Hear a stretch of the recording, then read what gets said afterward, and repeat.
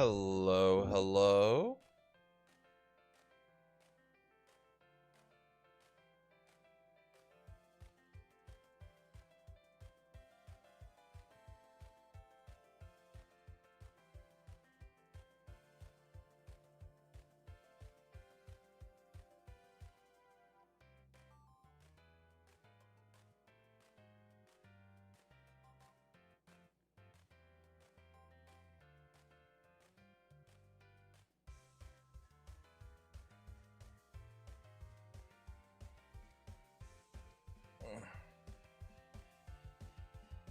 Man.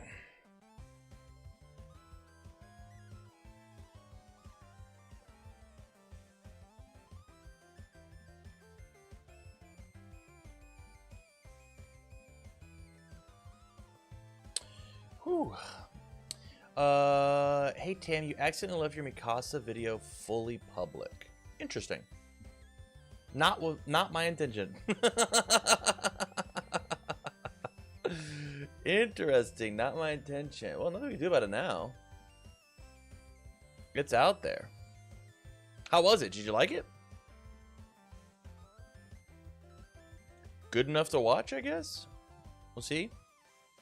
How many people clicked on it? 53 videos, or 53 views, no comments? Whoops. I'll just change the thumbnail. It'll be fine.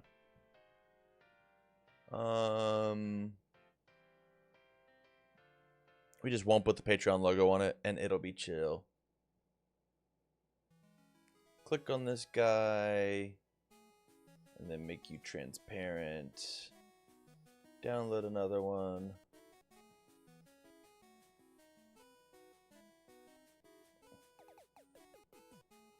And then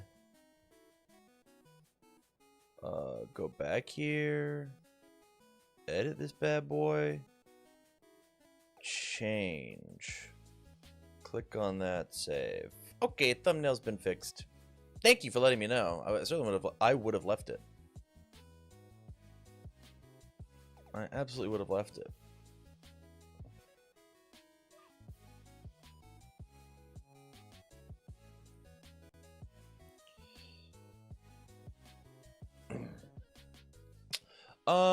So what's up, everybody? Hello, hello, hello. How are you all?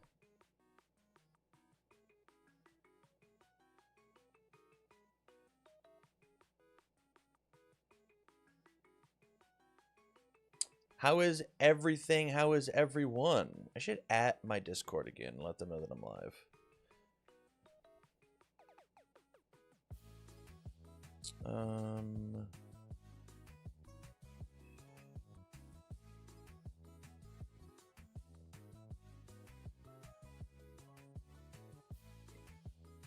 Twitch update. We go YouTube update.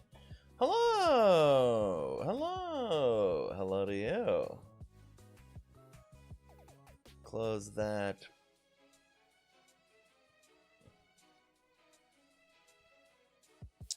And then I need to YouTube updates. I do this and then reply here and go at YouTube uploads. I'm live. Come hang out and spam chat. And then I guess I just go ahead and just jump into the bus, you know? And then I think I actually need to do this. Barrett, can you hear me on both?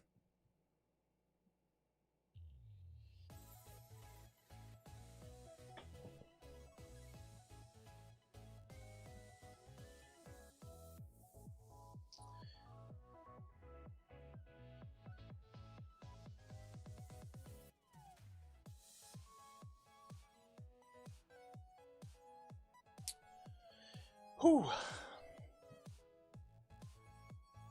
I'm hungry.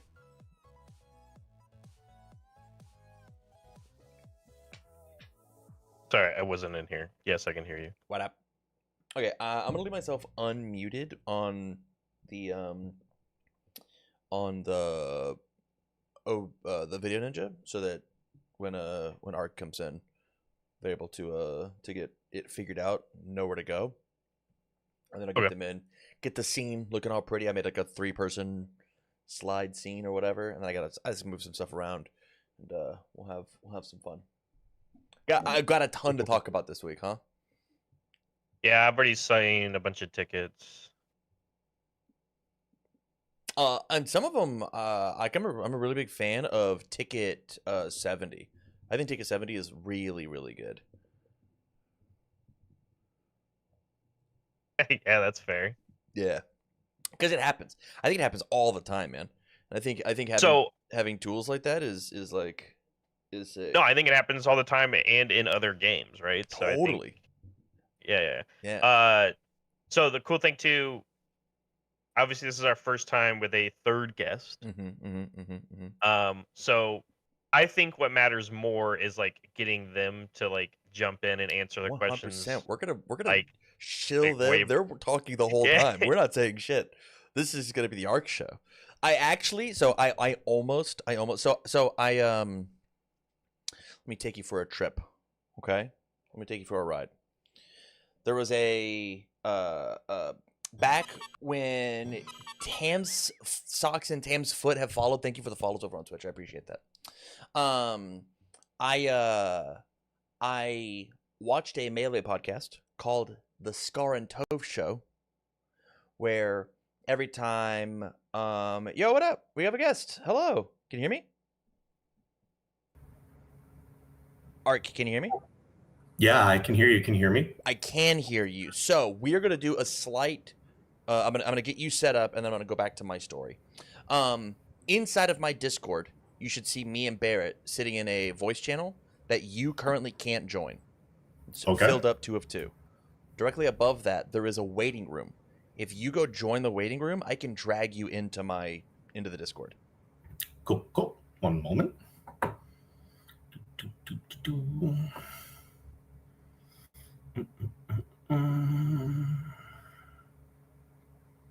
Waiting room. Perfect. And now I can move you over here, and you're gonna mute and deafen over on Video Ninja. That is just there for the picture. And I will now officially talk to you on Discord. And the reason is because whenever people jump into chats and whatnot, they will be they'll move where our names are and such, and move my graphics around. So with this, Video Ninja is up and available. Anyways, Cool. my point being, Barrett, whenever we came in, was that I watched a show called The Scar and Tove Show. That every week they would play a set of Melee at the end to figure out what the name of the show was next week. Because if Scar won, it was the Scar and Toph show. If Toph won, it was the Toph and Scar show, and that was where they hosted the channel. Anytime they had the competitive player Mango on, they'd rename the podcast to Mango and Friends. I thought it would have been really funny to rename the podcast this week Arc and Friends, and but I don't have a logo, and like they went all out for it. I don't know how that works. You would honor you me. Yeah, you can tell people to subscribe to your Patreon so that they can afford the logo change. Correct. Okay, I gotta do some shenanigans with the overlay to make it look nice and neat. Bear Arc, please feel free to entertain yourselves and chat if you could. Yeah, Barrett, it's been a minute, man. How you doing? I'm great, man. Yeah, I haven't seen you probably since I was in Vegas for some sort of event. Yeah, I think it was probably the first Vegas regional or something like that. Or Worlds. I 3, think you 4 stopped years. by for Worlds that year because we were there. Yeah, I stopped by for Worlds too. And they were doing the set for the world premiere or whatever. World so I know premiere, that and like they some never of the did it ever room. again. That's all. Yeah. They did it for Turtles. Okay, damn. But yeah, so I think it's been a hot minute. But you know, I know you got your family. I know you're working hardly working, of course, like we all are. But yeah, it's been a hot minute. Yeah. It's good to see you, Tam. Good to see you. Thanks for having me on. Yeah, You're not on yet. Only your voice is. So correct. Yeah, I'm working on it. That's okay. At just doing the pleasantries now. But yeah, I'll give you a little rundown while chat gets settled as well. I'm sure Tam's already told you, but essentially how it works is it's a live radio call-in show, basically. Um, People have questions for us, including you as our new special guest, because we normally it's just the two of us, and then we bring on a third. Whoever asks the question is usually the goal. Now you will be a third person on our panel where people will have questions for us, and we may have a fourth person join in, just their voice, and we will answer their questions to the best of our ability using our highly insightful Universus knowledge. So, yeah, I mean, it's as casual. You can answer as much as you want, as little as you want. It really doesn't matter. But our goal is to always give the people a sufficient answer for what their question is until they're Got it. satisfied. And Yeah. sometimes it turns into a debate. Sometimes a question takes 5 minutes.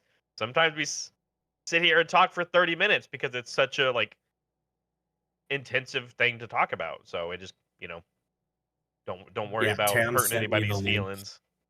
to your last episode, and I watched that fully through. It's a lot of fun. It's my favorite thing to do every single week. So yeah. Okay, this looks good. Transition. We're all three on. Love it. Dope. Yeah, I think we'll spend the next 4 minutes, let people come in and get their seats, answer the open up question tickets or whatnot, and yeah, I think for our opener, I think we just probably talk about more of your first article into your second article. I think the velocity talk is really good into kind of like the reason I had you on, and then we can talk a little bit about the now meta, but they kind of did the thing, so not fully, but there's enough. I think this was a good set of bands. I think this was a good starting point that didn't like fully nuke the format, but it did stuff. Like it's gonna help shape the format moving forward. Yeah, totally agree. Totally agree. Would you prefer I call you Arch, or do you want me? Can I say your name? Like it's You can call me Brett, Arch, Okay. whatever. I mean, I basically spent 18 years being Arch, but now I'm Gotcha. 37 years old, and I probably shouldn't be referred to as my old handle anymore. No, I mean, people I call me by don't my care. gamer tag all the time, and it doesn't bother me. But as more front facing in like content creation and stuff like that, I'd rather people call me my name. But regardless, Brett, let me ask you then, because you've been playing this game actually longer than I think both of us. So Combined. Just kidding. no, not combined. No, don't say that. How much are you playing right now? And like, are you?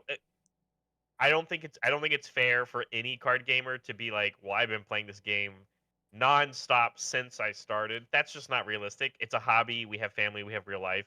How much are you playing within the past year? Are you like, I go to my locals as much as I can kind of guy? Do you mainly play online? Like, how are you like engaged with the game right now? Yeah, so I've got Tabletop Simulator. I don't get to use that very much, but I do go to my Sunday locals every week, or I try to every week, unless the Unlay takes me. Other than that, I'm just like thinking about decks. Like, Perfect. oh my gosh, my brain doesn't stop me. I think like the people knowing that matters, because like I think it's different for there are some people who have been playing this game for a long time that no longer play, that are very active on social media, which is a weird choice for them, obviously. Thomas Whereas Gordon. like, right, yeah, exactly. But which is funny because Thomas Gordon played in Atlanta. Thomas Gordon was at Atlanta and played in the regional. So, The cryptids but emerge every once in a while. absolutely, it was like yeah, it was very much like Bigfoot was spotted at the regional. I was like, what? Guess who was also there? Paul Butler himself, former Jasco employee, and it was the same regional Luke Butler. that Luke Butler. or Luke Butler. Sorry, Paul Butler was not there. But you're right, Luke Butler. They're not related, by the way. Luke Butler was there, and Mohawk Mike was there because Mohawk Mike was filling in for our tech guy for the stream the same week that Luke Butler came to play. So, and in the same room, Tim Friedley was there as a guest, as a game designer. So where there was basically 3 old Jasco employee old heads in the same room, and I like looked at it and I went, "We're in the year 2025, right? Like that's what's happening." Yeah. It's weird how this game will sink a hook into you, and even if you're like done with it, like you don't want to play it anymore, you don't want to be affiliated with it, or there's bad blood and you just don't want to be anywhere. If there's an event, it always crosses your mind, like, do I roll out to this? Like, even if I just bring board games and drink with people, do I go to this? It's one of the reasons that I work so hard on the back end production wise of the stream, because I want you to feel that way. Go, nah, I can't make it. I'll just watch the stream, and then just get blown away and be like, ah, shit, I really missed out. Like that is the entire goal of like just putting my whole ass into the production side of it. You are just king like of you said, FOMO. yeah, and just like you said, like has since like moved, and where he currently lives, he has a local scene. So he's like, it wasn't just him; it was him and his wife and people in his local play group that came out to play in this regional. And so it wasn't Luke Butler, the former Jasco employee. It was Luke Butler. I enjoy playing Universus. I'm here to play Universus. And that's exactly what you just said, right? So I agree. I think once you're in, you're never out. As for me, like I know that even though I work for the company and I can't play competitive events anymore, the moment I'm not working, I'm ready to come back as soon as I can. You know, like I want to still be there. I want to be able to play, but it will be years till I'm ever allowed to go and play again. But you're always going to be hovering, you know? You're always hovering. Yeah, I mean, even if you're not allowed to play, you could still take on a mentoring role, like a coaching thing. Like, I don't get to play competitively anymore. I simply don't have the time or the resources to fly out to events, so I'm super excited for Vegas next year. But, like, whenever the Vegas people decide to go out, you best believe I'm taking a look at their deck lists, telling them why their ideas are terrible, and suggesting other things that they should be doing. Like a good teammate. Like a good teammate. They never listen. Someone didn't listen to me so hard that he quit. Like good teammates. Yeah, that's a good teammate if they never listen. No, I know exactly what you mean, because after that first year of MHA, I had told everybody that the team I was on, I was like, hey, I'm not traveling to compete anymore next year. And that was like the beginning of me getting into commentary. And instead, I was a commentator, but I was obviously still a part of the community and a part of that team that I was with. So I just kind of fell into like a coach position, like you said. And then literally 1 year later, I was working for the company, and I go, well, I'm not allowed to coach you anymore because I have a little bit more information that, you know, I don't want to get anybody in trouble. So privy to insiders. Yeah. Disassociate from a team. You know, don't give anybody insider info, stuff like that. So now I just commentate and I work for the company, which works out even better because they know that I'm not allowed to play, so they know I'm the go-to guy that I can go yap about the game every time there's an English regional, because a lot of the other commentators are also players. Yeah. So they have to, you know, make a real decision. You guys ready to get rocking? Sure. Yeah, I'm ready whenever. Brett, when's your hard out? Give me a time. I don't have a hard out. Okay. Kid's set up, got his snacks, got his tablet. Obviously, if he pops in, whatever, I'll deal with it. Wife's off in like an hour. I can hang out if you want to boot me for any reason. That's fine. No. But yeah, I'm good to roll. I just want to make sure is an hour, like hour and a half. Is that's okay. Nothing. Yeah, I'll be good. Love it. Then we'll get rocking. Yo, what up? How's it going, everybody? Welcome back to another episode of the Tam and Barrett Universus Super Show. This time with a very special guest. We've got is it Arch? Arch. Just whatever you want to pronounce it, yeah. Brett, we've got Brett. Brett's here to be on the show. Brett had a really insightful Facebook post and keeps making really insightful Facebook posts. And so I conned him to being onto the show because I just want him to make more cool things and I want to hear more from him. I think he's really got some insightful stuff. So we're gonna give him a platform to talk and discuss about his ideas as an old head, who he is, his ideas, and then we'll get back to the regular show, which is the Tam and Barrett Universus Super Show, the only Universus call-in show that you have. So right now, if you are here in Twitch chat or over on YouTube, you can, if you're on YouTube, spend some hard-earned channel points, open up a question inside of the channel rewards, or if you're over on YouTube or in my Discord, you can go join my Discord, open up a ticket to, quote, ask Tam a question, come be on the show, as it is a call-in show, be our 4th member on the podcast, and all 4 of us will discuss your very awesome topic, just like we have a couple people lined up. But while you guys are getting your topics in, please, Brett, introduce yourself very briefly. We had a bit of a pre-show, but for the YouTube kids at home who are catching this as the VOD, who are you? What's your relationship with Universus? And then I will lead into a lesson on velocity topic that I wanted to talk about. Sure. Hi, I'm Brett. I'm in Las Vegas. Been there for a while. Relationship with Universus. I've literally been playing the game on and off for 19 years. I was there when Mike Kralik at the Penny Arcade website posted that they were going to be the first release for UFS back in the day, and they had a link for the Chun-Li and Taki demo decks, and I ordered it day one. Wow. And then as soon as they launched out, I had the Tycho and Gabe decks, and I've basically been here ever since in some capacity. Have you had any prior card game knowledge or familiarity? If so, if not, have you branched out to other card games since? I think this is a cool question. Yes, so I played Magic up until like the Ravnica remaster, when they returned to Ravnica.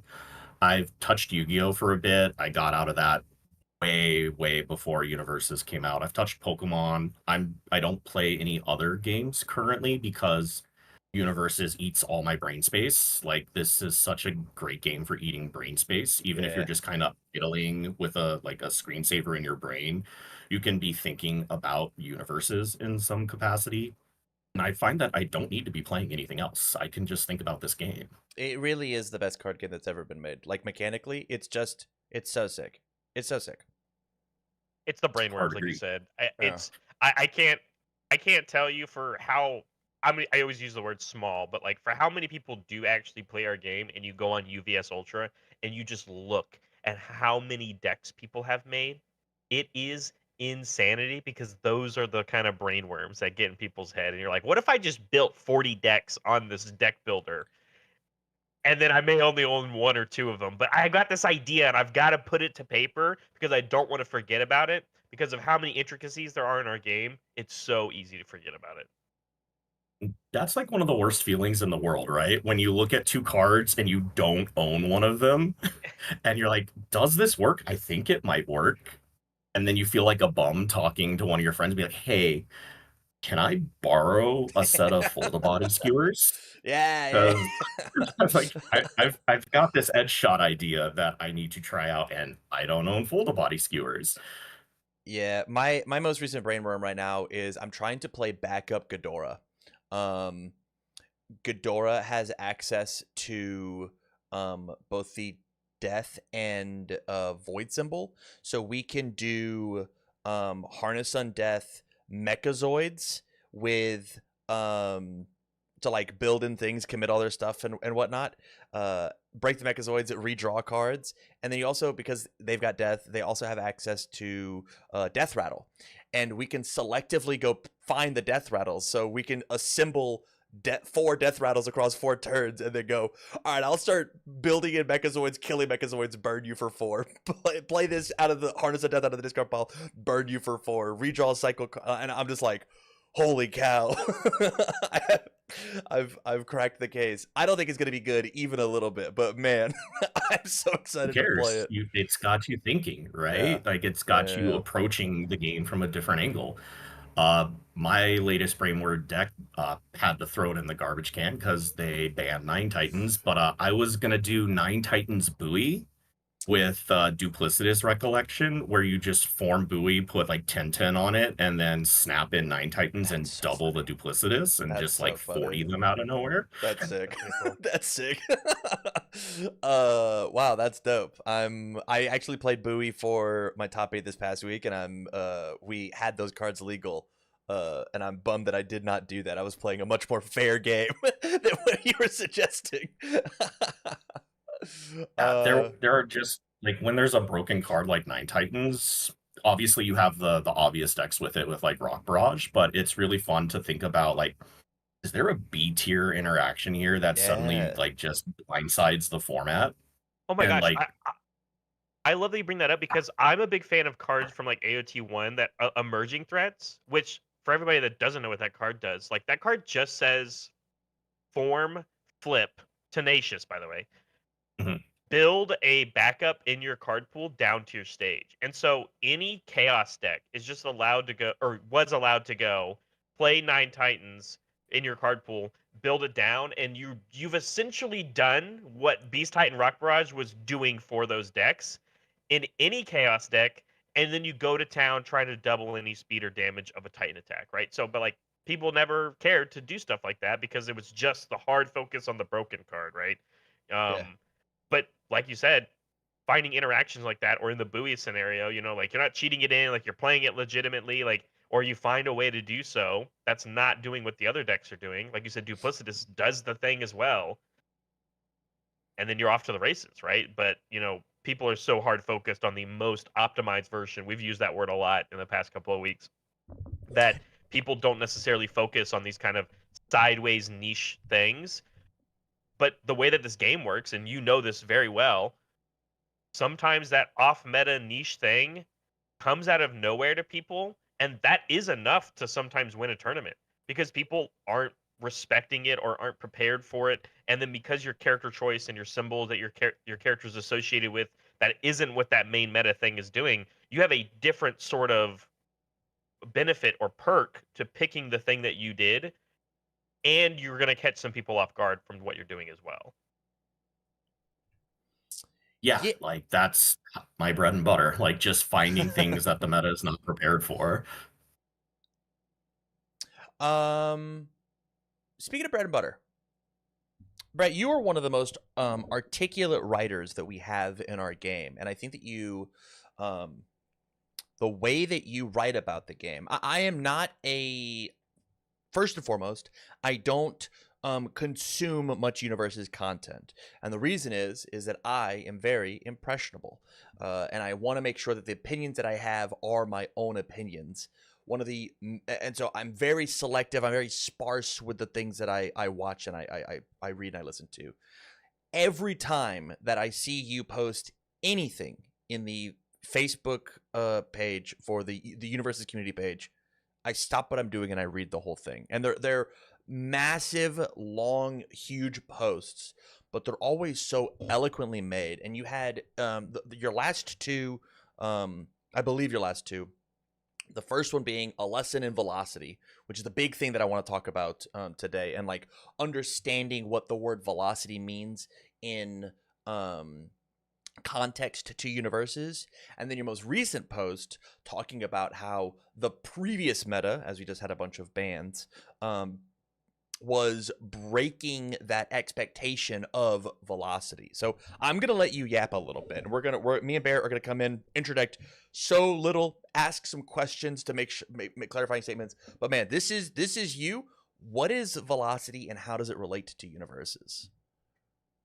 Sure. So this game, being the brilliant game that it is, has a lot of natural like time gates built into it as to how you generate and build resources. Like you build your foundations at the end of the turn. You make your momentum at the end of the turn. You draw your hand at the start of the turn. And that flow is one of the major balancing factors of the game because when everyone's playing fair, the other player generally has some amount of time to react to what you're attempting to do. Like oh, I build a 9 Titans, I can just attack the 9 Titans, get it off the board, and if I can't find a way, 9 Titans gets to go crazy. All of the best decks in the previous format were just taking like those time gates and just snapping them over their knee.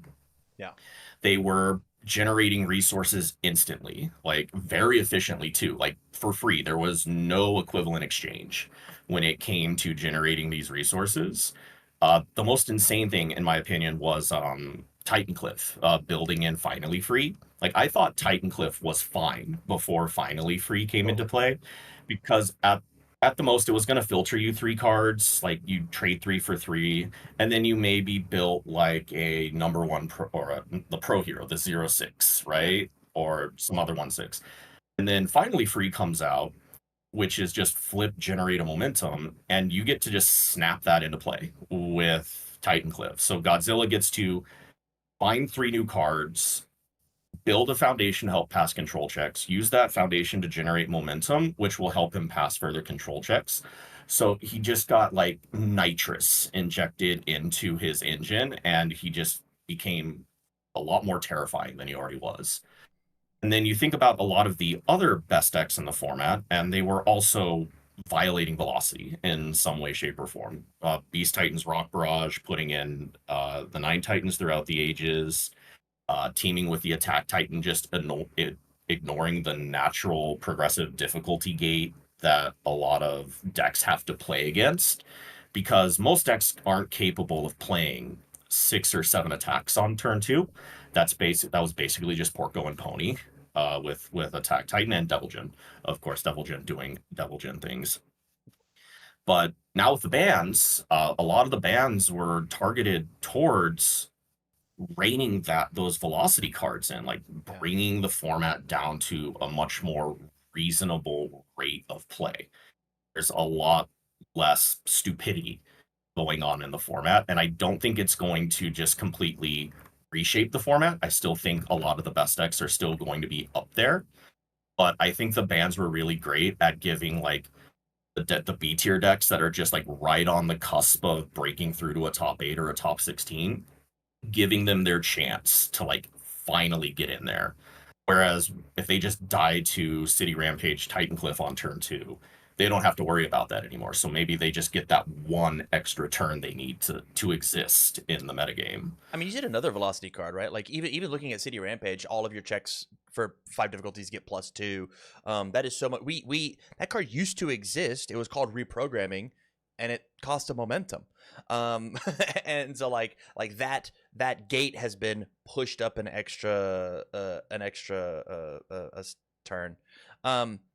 I really like that first velocity article, like really made me think about like the beauty and the pacing of our game, and like where things have changed and are different. And it's interesting. We have a question later on that is I think it's actually right after this, of like the difference between UFS and Universus, and I feel like great person to have on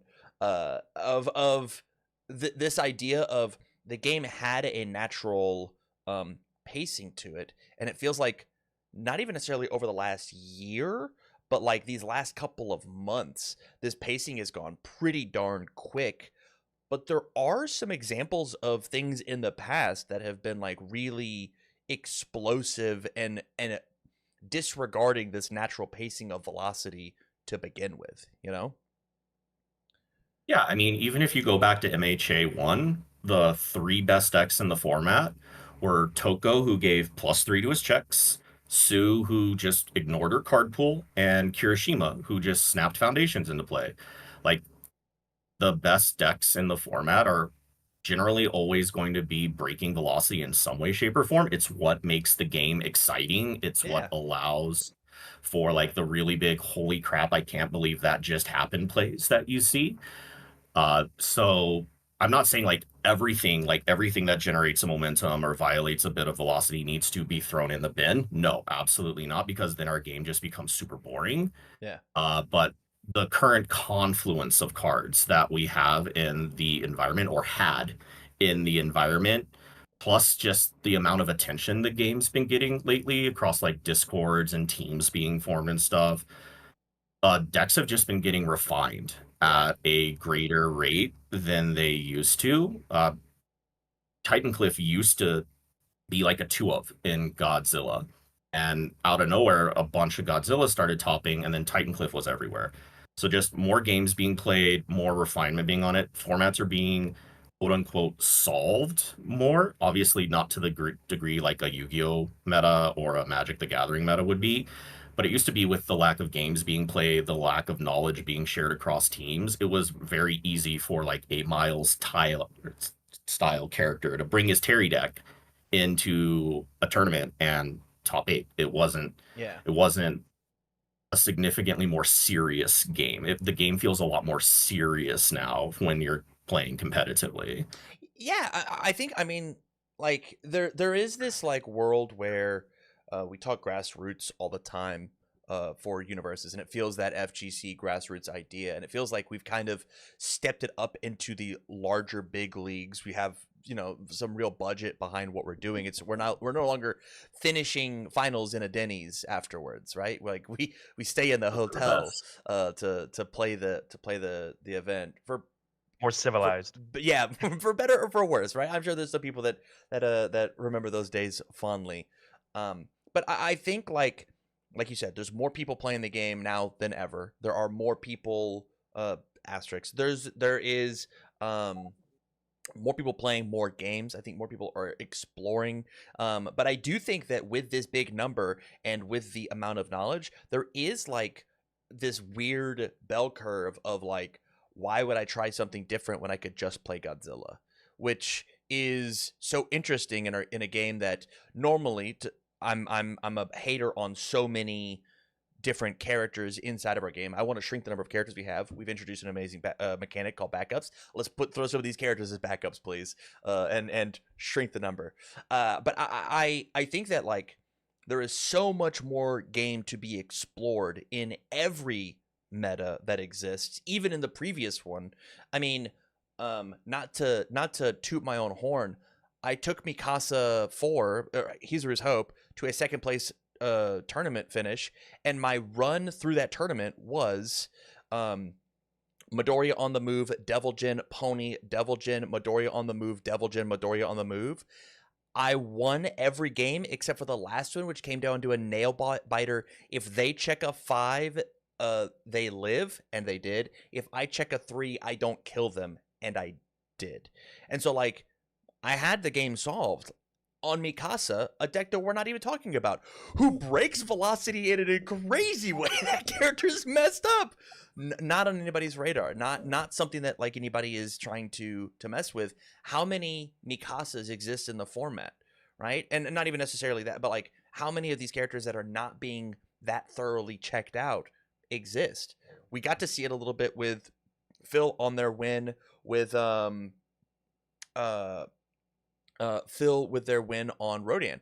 People kind of wrote that character off, myself included, and was like, that guy's just going to get rolled by Devil Jin.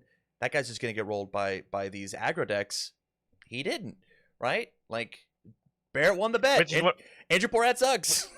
Which is one of my favorite lines in Brett's Facebook post, because he says, it is honestly insane to me that I think Rodan is the fairest of all the top decks right now. Like, because Rodan isn't necessarily breaking velocity in any crazy way. He just, you know, when you look at your checks, yeah, that helps, of course. But like, just speed manipulation is just generic. You're going to play attacks, I'm going to play blocks, or I'm going to play attacks, and hopefully your blocks are struggling. I don't see how that's any different necessarily to other callbacks to MHA set 1 heavy hitters. We didn't say anything about Jiro, but like Jiro's velocity is just in the sense of the amount of stats she outputs to speed the game up and make her moves bigger. She's not doing anything specifically for like what we're seeing today, you know, like the different things of like cheating these cards into her stage to help her pass her checks. And like, you know, specialized sound waves instead of like finding the moves. Yes, of course. But like, there was still a world where Jiro was like allowed to fail her turn because she checked poorly. And that is something that the characters of today are kind of basically bypassing, like what you're talking about. But like, we didn't talk about Jiro 1. And Rodan, to me, is probably not doing anything more offensive than what Jiro was doing. And it's crazy to think that Rodan's one of the more fair characters right now in the same idea. And what I do also like, going back to the Facebook post, is I do like the other pendulum side of this velocity conversation. The other reason why I do enjoy it, because I think it all also narrows down to, not just the speed of which like turn twos are able to happen, which is exactly what I think this ban list was trying to curve. But you have the scary part about the other side of that equation, which is what you've kind of alluded to as well, and what you talk about in your Facebook post as well, Brett, is things like Midoriya on the move. Nobody wants to live in a world where velocity is being halted completely the way that it sometimes feels when you play against Midoriya, because just like you said, then the game feels aggravating to play against, and then it feels like you don't have enough tools to break those walls and break those control style type decks, because once your velocity is put to near zero, you probably aren't having a lot of fun anymore. So there has to be this weird middle ground. And one of the fears, of course, I'm sure a lot of people have with the current ban list is, well, what happens when those control style decks, what if those are the best decks now? And then the game becomes a little miserable to play. Control decks are obviously not the most interesting things to watch on stream. When they just build the 20 and stare at each other, not very fun, especially when it's like Deku versus Rodan and they're just basically trying to out jockey each other until one makes a mistake and then the game just collapses from there. It's the worst thing to watch on stream because they do nothing for 30 minutes and the game just ends on a whimper. They're like, oh. But yeah, I agree 100%. Like the decks that try to invert velocity, where they just bring the game to a screeching halt, are not the decks we want sitting at the top of the format. I think they're fine existing within the format as a natural balancing aspect, because when those decks start to rise, that prompts people to explore new angles. Like the control decks really only ever exist in the format in relation to the decks that they're trying to control. So when you are aware of what Deku is trying to do and you're aware of the kind of control it's trying to exert on the format, if you approach the format from an angle that Deku is not prepared for or Rodan is not prepared for, you get some free matchup points there. And you have to prepare, obviously, for the other decks. Like at the Atlanta Regional, driven by Retribution, just blowing up in popularity as an answer to Equipment Heist and forcing Surrender coming in. I love seeing those ebb and flows of cards coming in and out of the format. We're probably not going to see very many driven by Retributions at the next major regional, I think, because a lot of people will be like, oh, this card just dunked on Equipment Heist for an entire tournament. I don't want to bring Equipment Heist in case people continue to try and dunk on Equipment Heist. Yeah. So now you're playing that like game of levels. Like how high do you think it's going to go, right? Like, do I bring Dredge when Relic of Progenitus is super popular in the format? Just dating myself there for the anti-discard hate. But thinking about the game like that, thinking about it in levels, watching the metagames form and flow and shape themselves, if you're not paying attention to those sort of things, I think you're missing out on a very critical tool in your toolkit. Because if you kind of just bring your deck, you're not going to evolve as a player. You need to be looking at the events and watching the ebb and flow of the cards coming in and out of the format. To my own horn, this is exactly why I do tournament recaps for every major event for Riftbound currently, because it's such a fresh new game. And even though things like Kaisa and Master Yi are at the top of the format, the individual cards that people are slotting into their decks are because their opponents that are not playing Kaisa and Yi, or Kaisas that are teching against what Master Yi's are doing now and what Master Yi's are putting in to tech against Kaisas, as he swaps our logo over to the Riftbound show, is they're constantly at odds with each other, so that the deck that you saw win the one regional is not the same as the one before. Yes, it's the same character, but the cards within them have changed because you have to constantly adapt against your enemies or you will fall below them, right? Yep. And so that's exactly what you're talking about. And maybe Driven is played because Equipment Heist and those kind of decks maybe didn't get touched except for Devil Jin, but like Hawks might still be running around in this next format. But on the other side, Brett, like you have to look at a different axis on our game. another powerful offensive piece for those fire decks got hit the same ban list. So like, is me playing Driven by Retribution in my fire character, even if I'm not on the fire symbol, am I at a bigger detriment that my offensive game plan is worse now versus I need to go pivot to a different symbol and use a different tool to counteract those things? But like you said, you still have to be paying attention. You still have to have it in the top of your mind, because if you're not respecting things that exist in the format, I think you get what happened in Louisville, which is Wub wins the entire tournament because he had the best backup deck in the tournament, and even though his opponent was using the similar game plan and the same character, they played the game completely differently, and backup decks ran rampant that event. Like, they were everywhere, all the way from top 4 to top 8 to whoever, including characters like Zeke Yeager from the first set. Like, again, if people aren't respecting these game plans and those players are coming prepared with something different, like you said, you just sometimes have that one up on that matchup discrepancy when you get paired into somebody in Swiss, and then all the way up until the finals if you end up making it that far. So format reading is already such an incredibly hard skill, and in conjunction to what we were just saying before, even with teams and the optimization or the refinement of these decks, people aren't necessarily figuring out everything. We're not 100% solved all the time. People have a different deck, or people haven't tried something out yet. Tam wasn't playing in these events with Mikasa. We only had the one Mikasa, Hizura Hope, that did top cut, and Tanner was doing something like that Tam is kind of doing, like the same idea, but Tam's deck is not Tanner's deck. Mm-mm. And the only other person that was playing that character was Christopher Bromley, and Christopher Bromley's is nowhere near what Tam and Tanner are doing. So Hates it's like, my deck. That guy hates everything I'm doing. and it's this constant idea of like, well, what if Tam did play? What if Tam wasn't running production?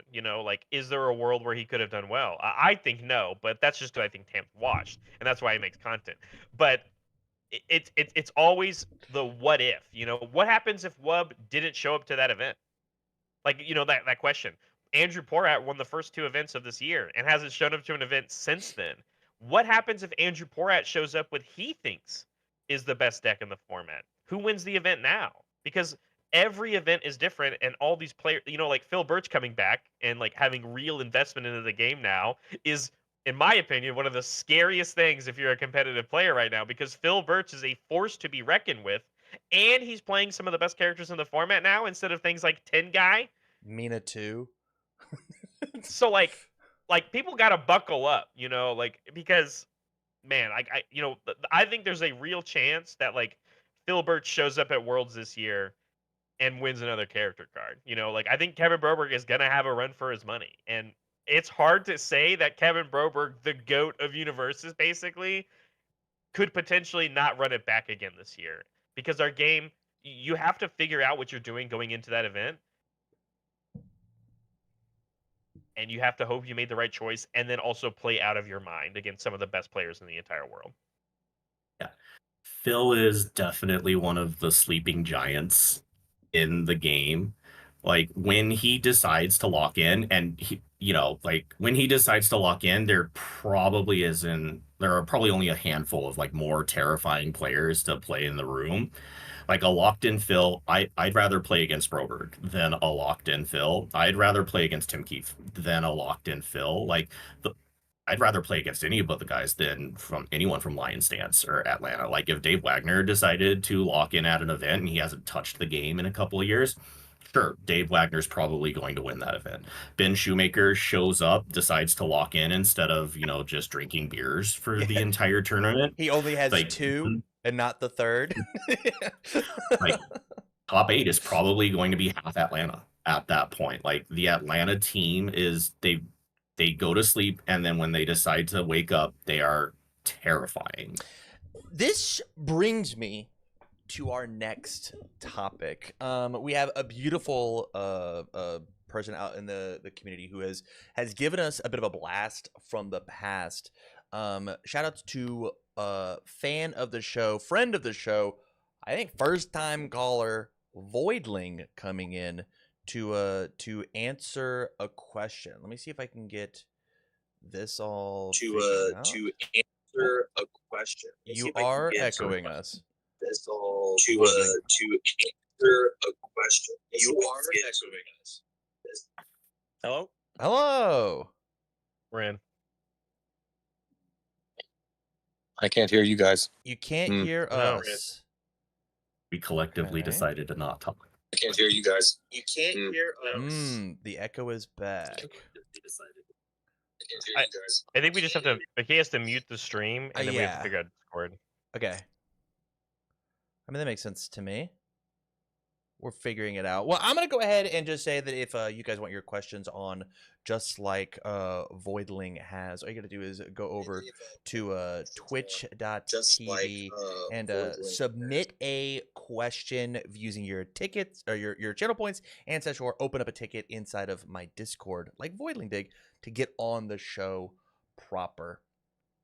The question, we have time. We'll wait. Voidling, we'll give it 2 minutes because I have to figure out a thing on my end too to try and get your little microphone bubble to pop up. We'll give you 2 minutes. Barrett, talk amongst yourselves. Oh, okay. Hello. Crud improvisation. We nailed it. No, it's okay. It looks like we figured it out. Improvisation. We nailed it. No, it's okay. It looks like we figured it out. I think Maybe. Here's what I'm gonna do. Do this. We're so close. Voidling, do you have headphones? Is that because I think it's just your speakers coming through. I need voice. I need it to be. See, for me, I just turn it. I'm gonna keep turning it down. Keep turning them down, and then I was like, oh, I won't be able to hear myself anymore. But then I also won't be able to You hear won't them. be able to hear them, which is the That's issue. not all the way down, just enough. Uh-huh, Because it does sound like their microphone is louder than the background.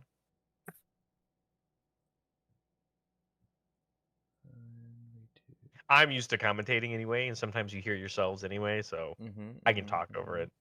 It's not that big of a deal. I hate the sound of my voice. I can't hear myself in my headphones. I just goosebumps up my arm and I just want to run away from whatever I'm doing. I cannot stand the sound of my own voice. I don't think I enjoy my own voice, which is crazy because the only content I produce is voice only content.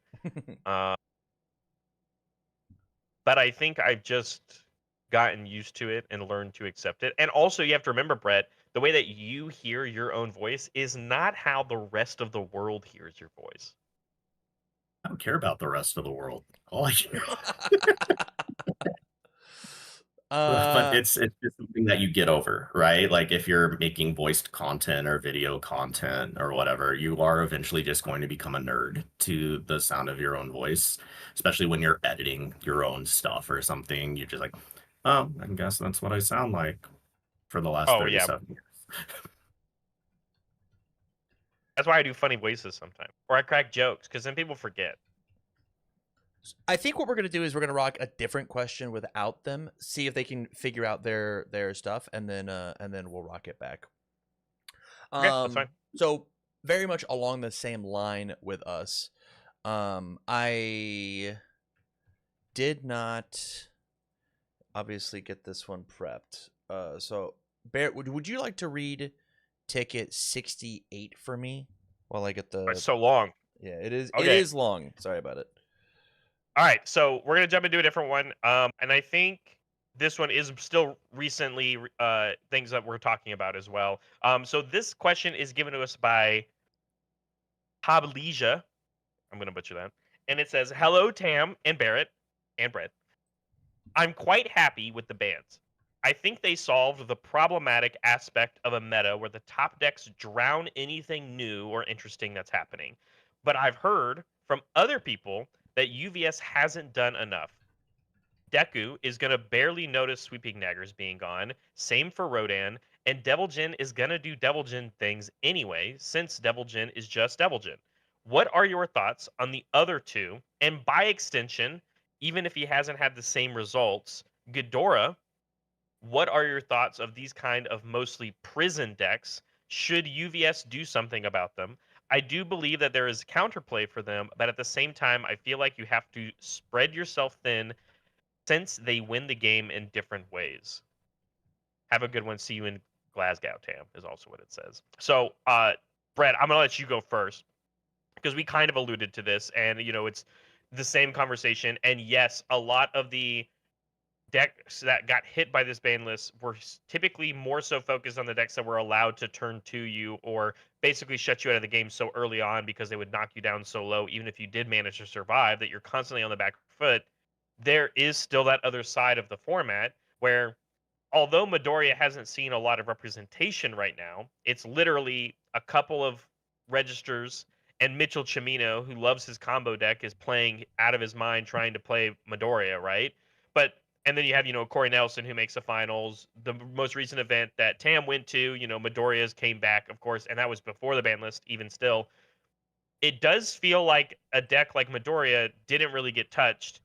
I love that they brought up Ghidorah because I think Ghidorah's benefit of the game was being able to play a toolbox of attacks of really powerful moves, but he hated running against sweeping daggers because that literally hits his game plan in two different directions, right? It not only removes the attack from the game so he can't grab it anymore for his character ability, but he wants these kind of one ofs or two ofs attacks to always have access to something interesting and unique, and sweeping daggers would get rid of it. Oh, and then now you're forward if copied my true 100% or whatever. I think characters like Ghidorah can come back, and they are a natural predator to the Midoriyas, right? Because you can't get one shot. But there's a small window here, because I would say that Ghidorah might be kind of dead on the water as soon as Guilty Gear comes out because of cards like Megalomania. So, at least going into this next regional, do you think we might have a prison deck problem? No, I don't think we will. I think we might have one or two control decks, convert over to a top 8 performance, maybe even win. Who knows? Deku is still a very strong deck. But the bans didn't nuke the format. They kind of just made it a whole lot more reasonable to play in. And I think Deku still exists in that reasonable format. Yeah, he didn't get touched, but Godzilla didn't get outright killed. Porco didn't get outright killed. Pony didn't get outright killed. She's significantly weaker, but she's still insane. Like, Pony is still a very incredible character. And remind me, because I don't, how far away is the next regional? Like, how many weeks are we from the next regional? Glasgow, I think, is in 3 weeks. I think it's the week before Thanksgiving. Tam will have to correct me because he's the one flying over there. Yeah, I want to say it's the weekend of the 22nd. weekend of Thanksgiving. Yeah. That's not a lot of time to prepare. And the most important thing that a control deck needs is time to prepare, time to read the format. Because again, they only ever exist in relation to what the rest of the format is doing. They're trying to control a known entity. Deku not being hit is certainly a point in his favor because you can very easily just load up on phantom threats, but Godzilla is still there. He can still just reset your board. He's not dead in the water. And control decks are also really hard to play. RNG has to go in your favor. Like, if you want to win a tournament with a control deck, you have to be running hotter than the sun, because there will be an aggro deck that just still dunks you on 2 before you can get established, or cuts your life total in half and finishes you off on turn 3 or 4 before you can get a stranglehold on the game. I think the control decks need more time than what the format might be able to afford them to truly take over the format. And then after Glasgow, we got Guilty Gear coming out, and then it's an entirely new format, possibly, and they will need even more time to prep and prepare. It's the Batman problem. You can't just show up. He needs time to prepare, get his gadgets and his tools together. I That was a crazy agree. reference. I agree. I don't think that it will be nothing but prison decks, but I do think that, like, your people will feel more inclined to play some sort of defense because they'll feel like they'll have agency, that it's not a coin flip. If I don't kill you by turn 2 myself, you're just going to nuke me even through whatever defensive pieces that I have. Which is, the point of the ban list, right? Like, turn 2 got a little too crazy. And so let's pull it back. I still think people are going to be dying on turn 3. I believe that. It was Yeah. it is going to happen a lot. I saw Ryu can do that, right? Plus 2 damage. Godzilla can do that. But like the turn 2s should be few and far between. Turn 2s, and this is the hot take. You ready? Turn 2s should be celebrated because of how infrequent they are. They should be celebrated because because it happens so 1 in 1,000 games you get turn 2'd and somebody goes, "Oh shit, I can't believe you turn 2'd me." It's when it is happening 1 out of 3 games where it's like, "Come on, man. let me do something." Like I'm taking more time shuffling than we are making control checks. And so I think that is the difference, and I don't think that we've gone all the way to the other side of it, truthfully, to the point where like I think this format is so interesting because of the Sweeping Daggers bans. I know so many people that are now putting back together 4-check decks, right? I don't know if anybody has read the card The Rumbling, but I don't. There's gonna be a Smiling Titan Rumbling deck that is going to go top cut. I'm going to drop this 11 diff, and either you're going to discard 3 cards out of your hand or destroy your entire stage. And then I'm going to, if you discard your hand, I'll just give it damage. That's fine. If you destroyed your stage, I'll give it damage. You can't block my move. It's too fast. Like that card, that 4 checks are going to be all over the place. And those aren't happening turn 2, and those certainly aren't prison decks. Those decks are trying to kill you. And as I think that there is certainly a world where the format looks really interesting for Glasgow. I hope that people are expanding and changing and doing something interesting rather than just going back to the same old well. Because with the ban list, you now get to experiment a ton. I'll be right back. I need to grab my charger. Please. Yeah, I'll yap. Yeah, I mean, I know even people that are like, now going back and pointing and looking at Colossal Confrontation, right? This was a card that everybody was freaking out about during reveal season, but obviously because of Sweeping Daggers existing, people put it in their deck and they tested it out, and then one person went Sweeping Daggers. I'll copy that. I'll search my deck for another Sweeping Daggers. I'll play the second one. I'll copy that again. I'll search my deck for another Sweeping Daggers. Oh, and by the way, if you have any face downs, bye-bye, like those are gone. So it's very much this idea of like people have to, I will say that you might still have this downside of like what Brett was talking about earlier, which is people have to figure that out. People have to solve and find out what those decks look like. But I do think there's even a world where like less so the prison decks, less so just the aggro decks. I think characters like Zeke Yeager War Chief can still function and play their game plans as just being the best Falling Titans deck and still playing some of the strong cards that just exist for that archetype. I think Beast Titan Rocket Barrage is still going to be very good, even without building in things like 9 Titans. It actually means there's a little bit of room now for other backups that they weren't necessarily playing in those decks. And so that they can use those to their ability. But like there still is damage reduction in that deck because of the Titan Under Orders. Like there are still plenty of tools. He still plays Resurrected Titans incredibly well. He still plays Beast Titan attacks incredibly well. So like I think if people go into this event and they're not expecting, the best Falling Titans decks and you don't have answers to them, that's still going to be something that could get you. I know we've talked about the like combo Allura deck. Yeah.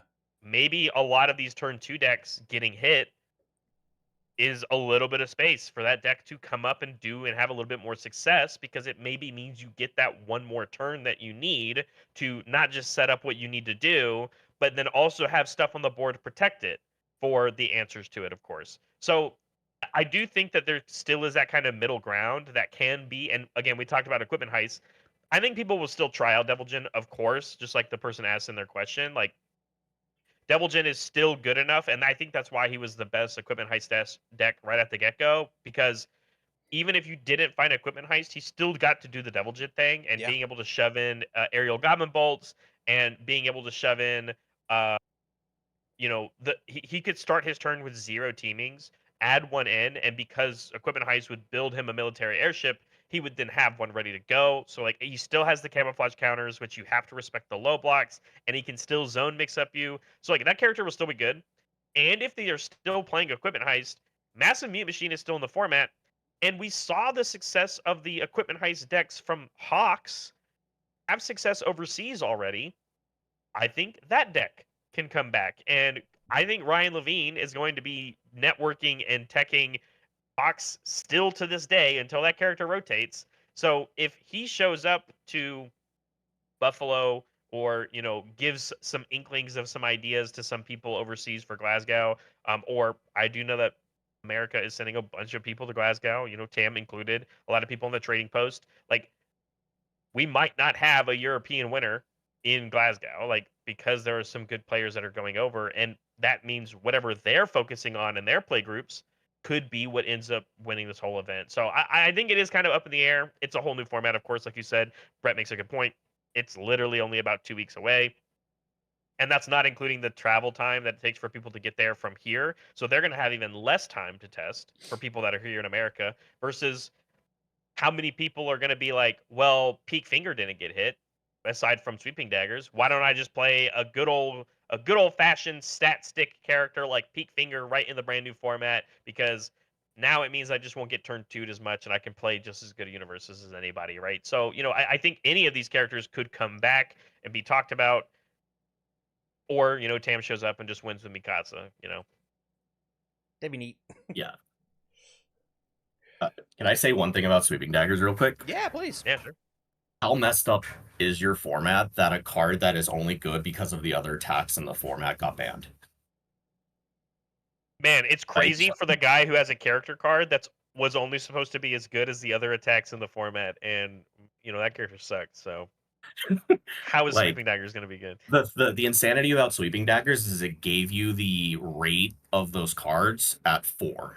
So something that would the common example that always sends people in the life tilt is Sweeping Daggers eating Ravages of War, right? Like that was the thing. They're like, oh, 4 checks are just dead because the first person to ever get their Ravages of War eaten by a Sweeping Daggers very quickly just threw their deck in the garbage can. Like being able to get the rate of a 6, a 7, and 8 out of 4 was what made Sweeping Daggers so insane. But also conversely, if the attacks in your format are bad, Sweeping Daggers is also bad, but then we have a bad game. And you ready? And it wasn't even just those ones, right? It's like people stopped playing Patrick Baby because if your opponent played a Sweeping Daggers and they copied your Patrick Baby, that was only 1 difficulty higher. But that ultra rare had such crazy lines of text on it that your Sweeping Daggers became a monstrosity of an amalgamation of an attack, right? People stopped playing True 100% because, and it was already scary to go against that card for all the Nick Reagan all decks that were playing it. Like, if you had one hit your discard pile, you went, oh, all of a sudden, you're 4 diff, which counteracts the downside of the 6 diff, that if you checked a 3 on it, and it scales with endlessly with stage size. People stopped playing Vast Hybrid Chimera Kraken, even in like Godzilla decks to some degree, because they didn't want it to get copied by a Sweeping Daggers, and that frozen committed foundation could be the reason why your offensive turn as Godzilla wasn't as good. So, like, people just stopped playing these cards that were even 1 difficulty or 2 difficulty higher because of exactly what you said, Brett. Like, it was only as good as the attacks in the format, and ever since Undaunted Raid, the attacks have been very good. And I feel that way with the characters as well. Like my last point is, I'm not allowed to play a 7-hand size character because they kept getting killed on turn 2. It's way easy to find 22 on 2. As soon as you make it turn 3, well, now my 7-hand size character gets to build the stage and get to block correctly. How many 7-hand size imagine Donatello gets to come out of the woodworks because I don't have to worry about consistent Devil Gens anymore. Maybe I've got a really nasty Corona list that I'm gonna be shopping around. Correct, right? These 7-hand size characters that were all but illegal. The reason that I went to a 5-hand size 35 health character is because sometimes, oops, Devil Gen kills you, finds the nuts teamings at the end. Universus players are a bunch of babies. As soon as you nerf their toy, whether the toy is good and playable anymore, they're gonna throw it away. I expect Devil Gen to not come out in droves just because he got a tiny slap on the wrist of your last 2 attacks aren't Omega free, but you still showed 40 damage on the first 3 attacks, right? Like, that's still going to happen. You still get to do all the crazy stuff that you get to do with all these characters. Porco, instead of rolling teamings, now gets to do something crazy with Lunatieras, right? a 7-8 damage throw that even if I did answer and you put me down to 4, I died. And like there's more to be explored. So there's so much to be explored right now. I'm really We really even saw, excited like, about it.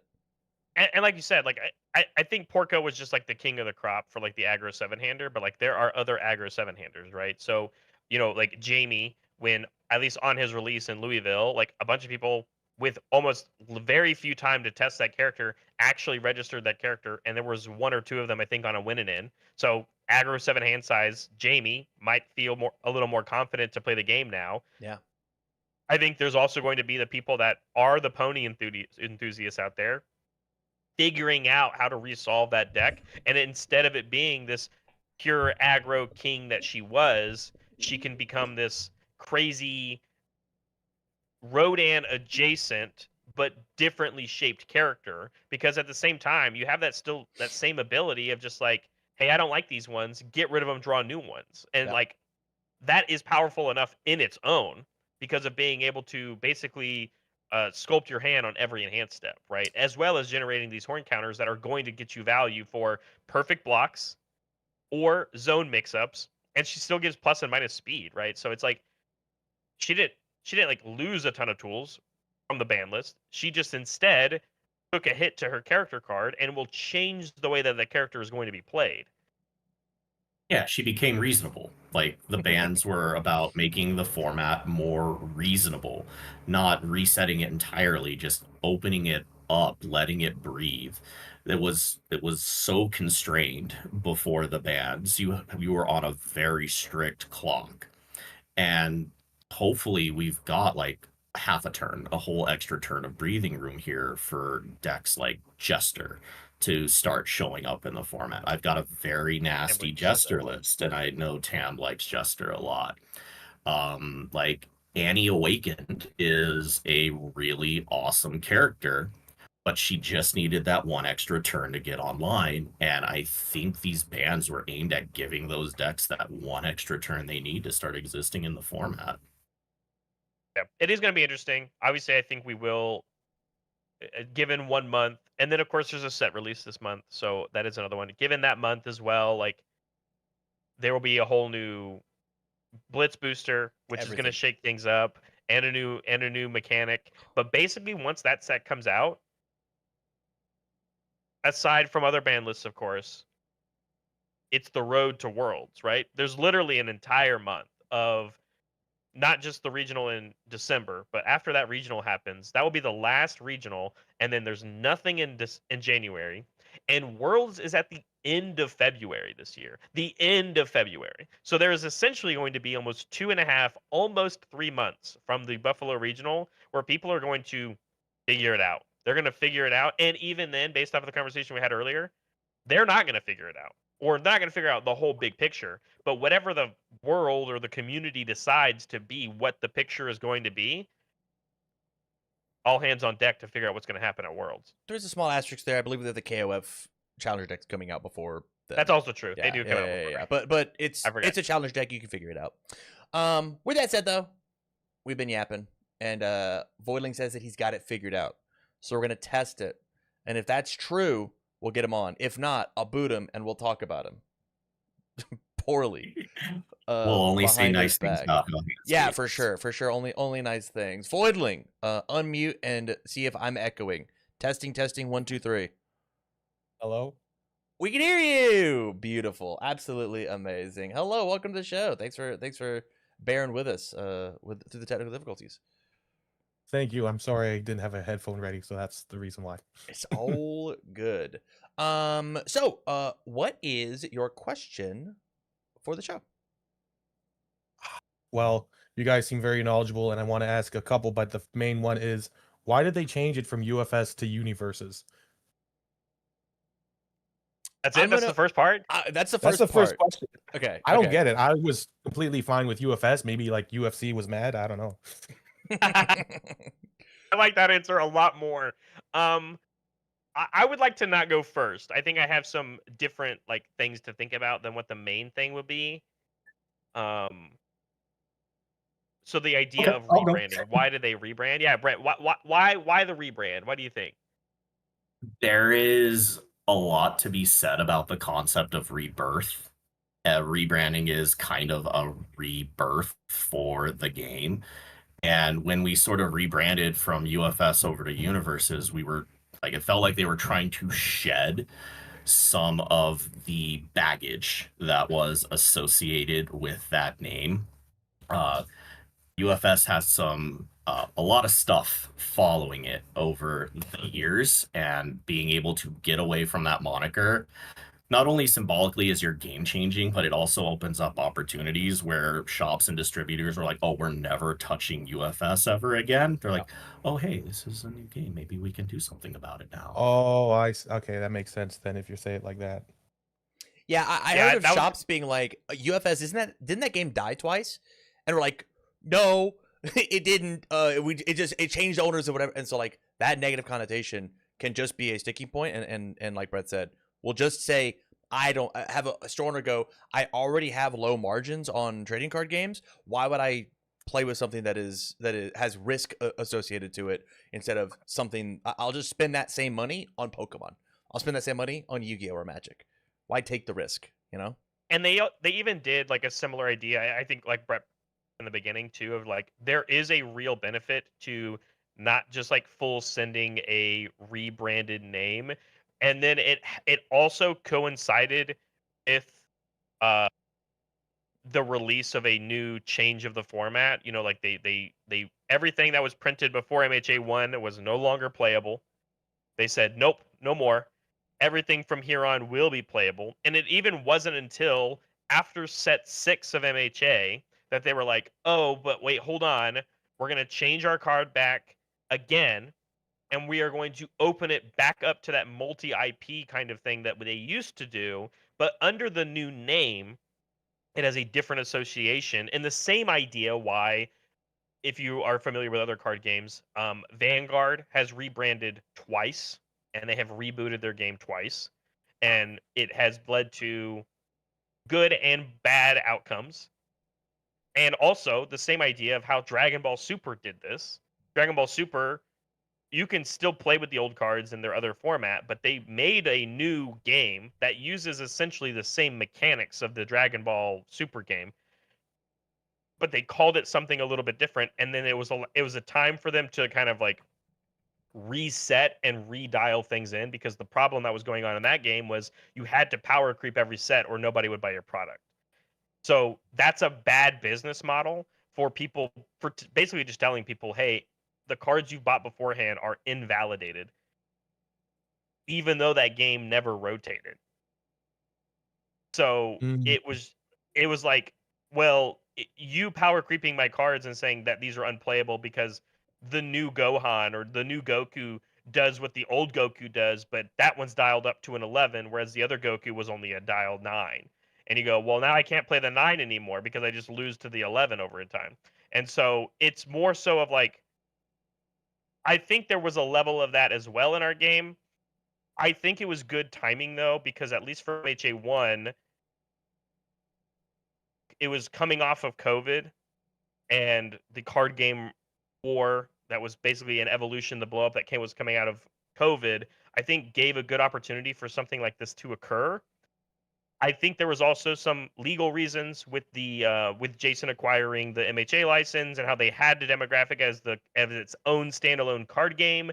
So it was a world to do that, because full disclosure, and with the other people here in the room with me, like we were told when Jason acquired the MHA license, we were told that all of our old UFS cards were still going to be playable. Yep. And by the time they actually rolled out, that was not true anymore. That was not the case. And so and we just bit the bullet because we liked the game system so much that we're like, fine, whatever.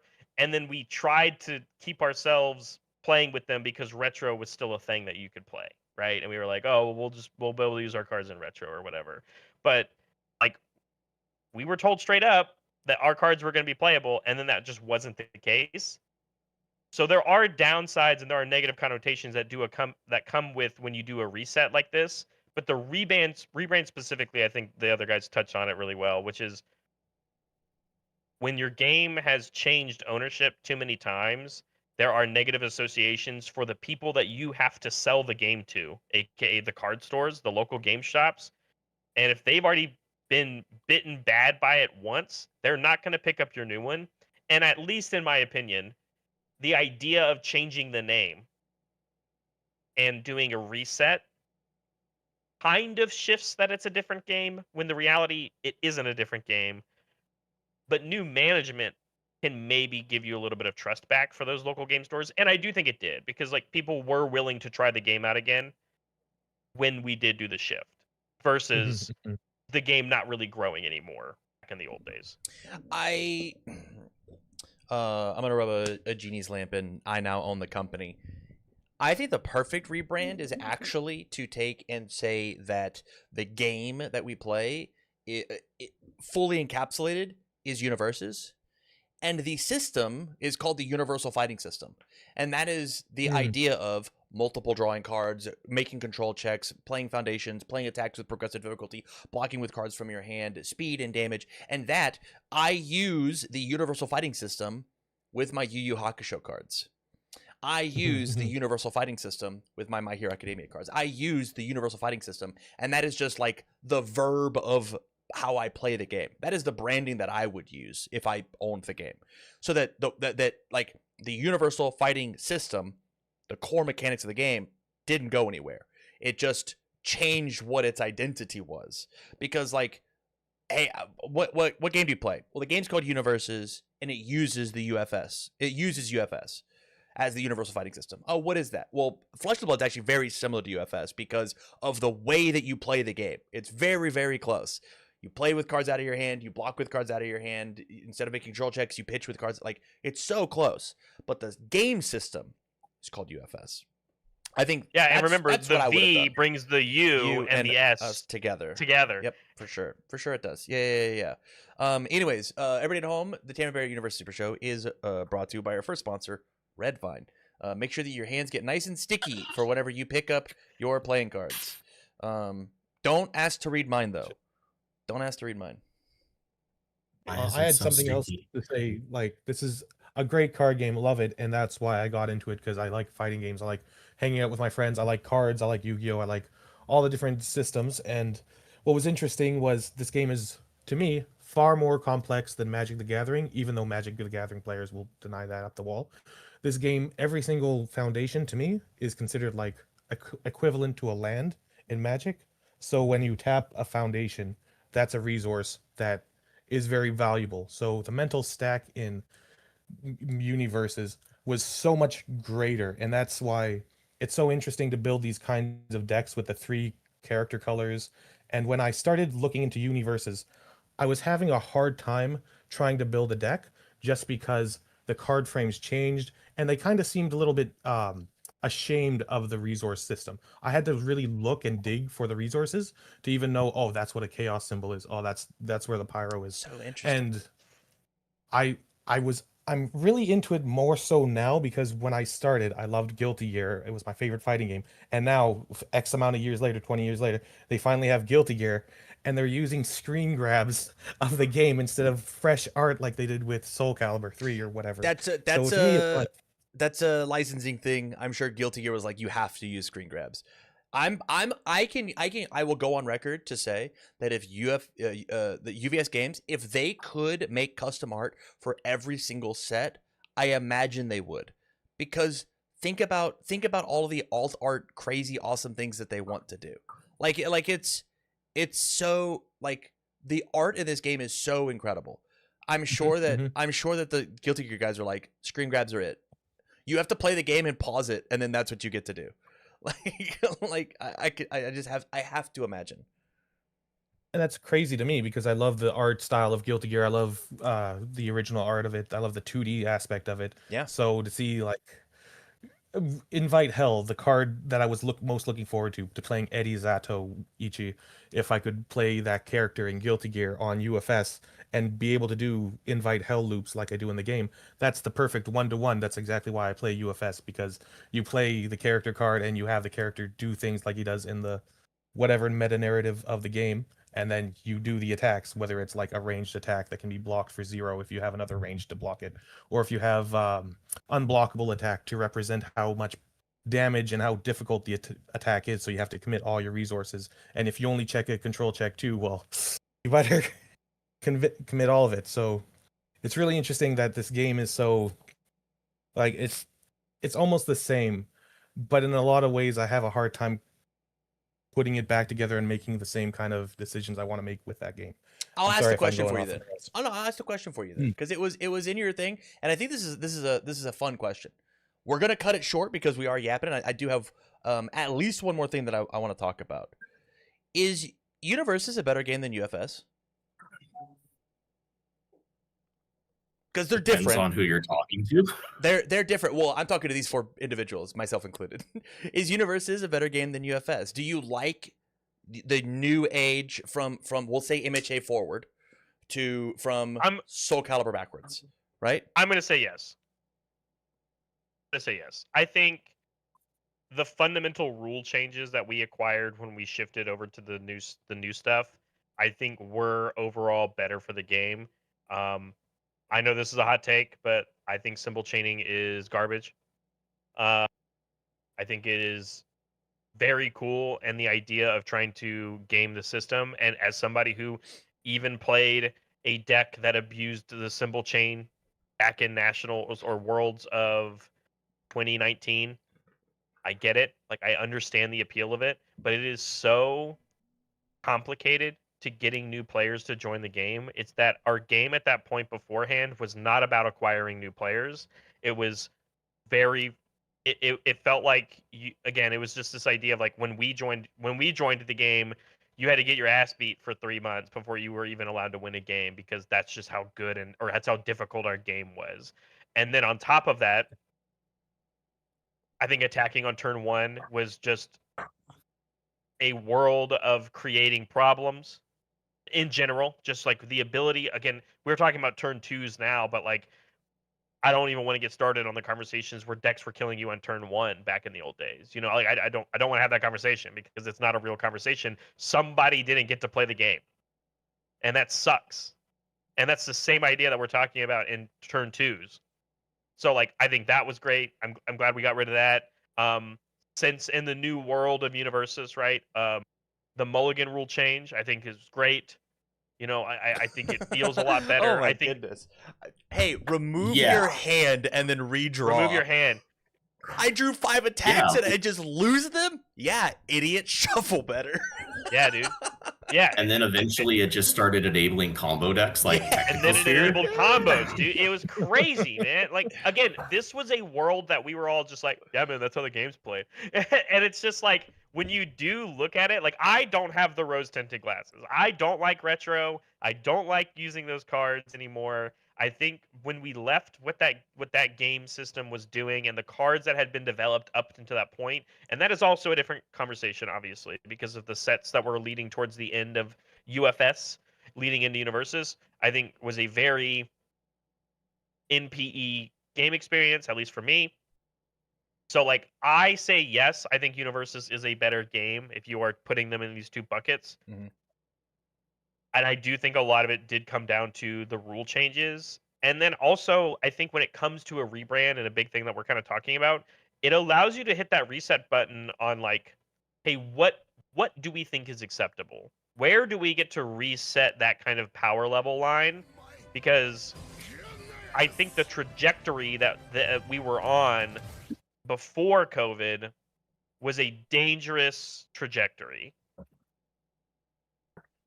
I mean, when you think about it again to this day, if you open up a bot of Libra of Souls, if we existed in that world, you just have a actual 40% chance of an ultra rare you pull out of it just being banned. Like, that's ridiculous. If you open a box of Street Fighter versus Darkstalkers, there is a 50% chance that your character that you open is just banned. So, like, again, there was a dangerous trajectory, and everything that we're talking about right now in our own format, in our current version of the game, it had its complications beforehand as well. And I think that the current system, at least in my opinion, is way, way more manageable. Brett, what are your thoughts, man? Can I be old? Can I Yeah. be really old for Yeah, a be minute? So at the very, very beginning of UFS, like the primordial soup, misery. Like for like the first 7 to 8 years of the game, it was build 30 foundations and wait for your opponent to make a mistake and then one shot them. That's what it was.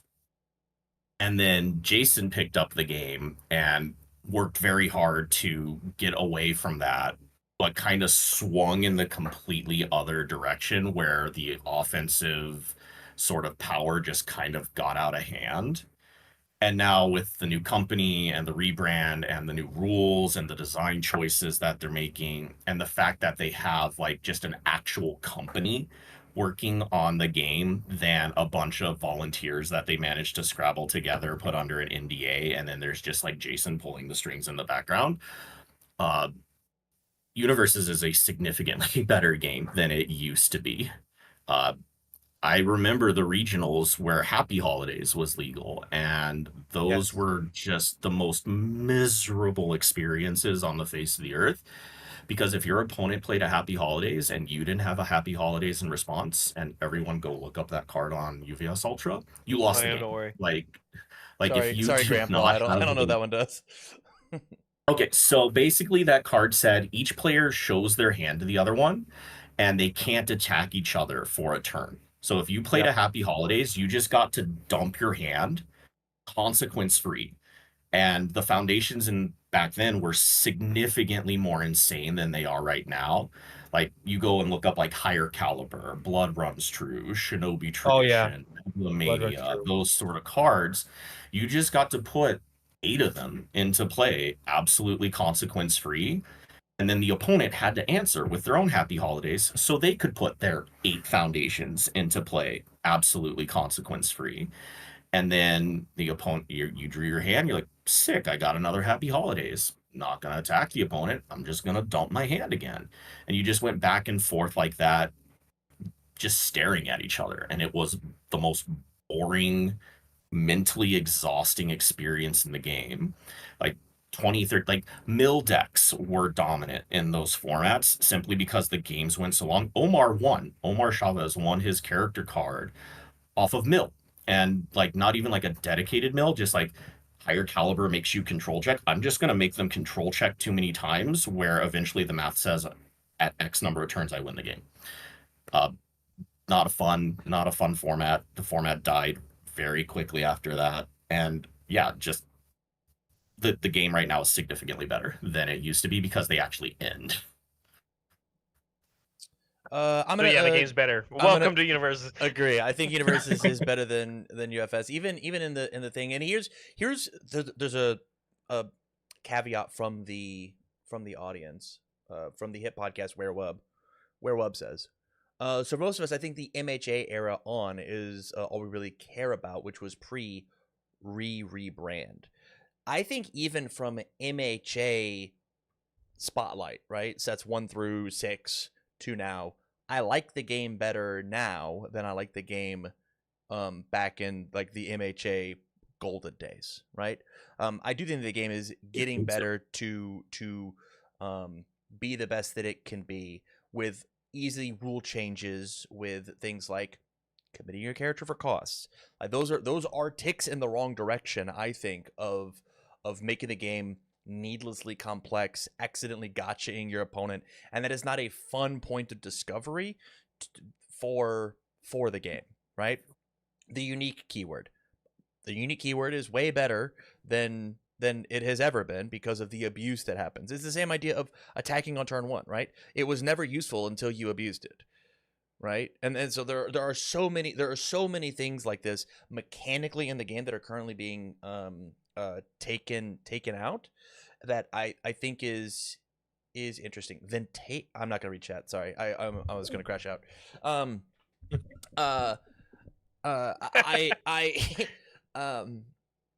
I just think that the game is constantly getting better, but let me say this: it is nowhere near where it needs to be the best game. It's already mechanically, I think, the best game ever, but there is so much more that it could do to get where to it is so much more that it can go, right? There's so much that you're allowed to do, and I think that right now we're in this really tough growing pains of we're living in an attuned and a resource symboled world, and the company has said that we're going to continue to have both resources and symbols, right? Guilty Gear has both, and so and they're not even on like every consistent rarity of card. I believe we still have like uncommons that have multi symbols on them, and so like it is.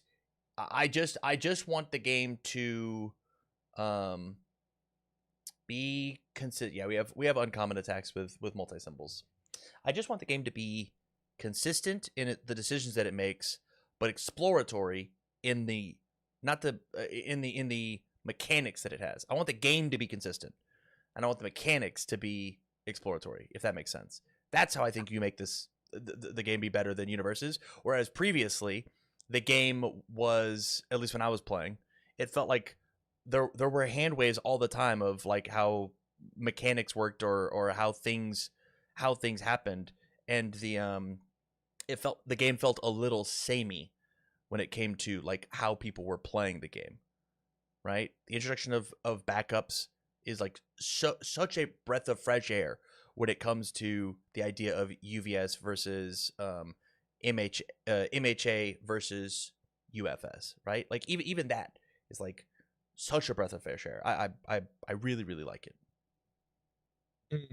I think part of the thing that gravitates all of us towards these card games is that the interaction, and UFS has a very interesting interaction of blocking, defending, reversal, momentum, and that kind of thing that we all want to keep experiencing. So if we ever get to a point where the game just goes, oh, well, if you use this foundation to get rid of this effect, like Blood Run's True, then we start to feel the effects of like, okay, well, this is an overpowered effect that's going to always be prevalent, like Happy Holidays and whatnot, where one card doesn't exactly define it, but its effect that does something that makes it unfun for the opponent to even like try to play is detrimental to the health of a card game. We can see it in Yu-Gi-Oh! We can see it in Magic. We can see it all the time. With that, I think that's a good ending point. Thank you for tying a bow on Avoidling. We have one last topic to get through, but I want to say thanks for coming on. Thanks for bearing through it. And what a great topic. What a fun one. Thank you for having me. Thank you very much. Bye. Thanks, man. If you want to be just as cool as Voidling and be on the show, remember all you got to do is submit a ticket over in the Discord. In the Talk with Tam section, ask Tam a question, open a ticket. You could be on the show, just like our next guest, fan of the show, Big Blue 1986, is come to be on the show. Beautiful Todoroki in the profile. Hello, Big Blue. How are you? Good. How are you doing? Why have you so quiet? I have you down all the way. 18. I think I was commentating. I had him done solo. I think I was commentating a game or something. 100%. I think it's talking for everybody. Hello. How are y'all? Significantly better. Hell yeah. I think you might have the most important question of the night. I think your question is so sick. It's so sick. So, Big Blue, when you're ready, take it away. All right. So, just a few days ago, we got some big announcements with bans. And I have some players that are not very happy with them.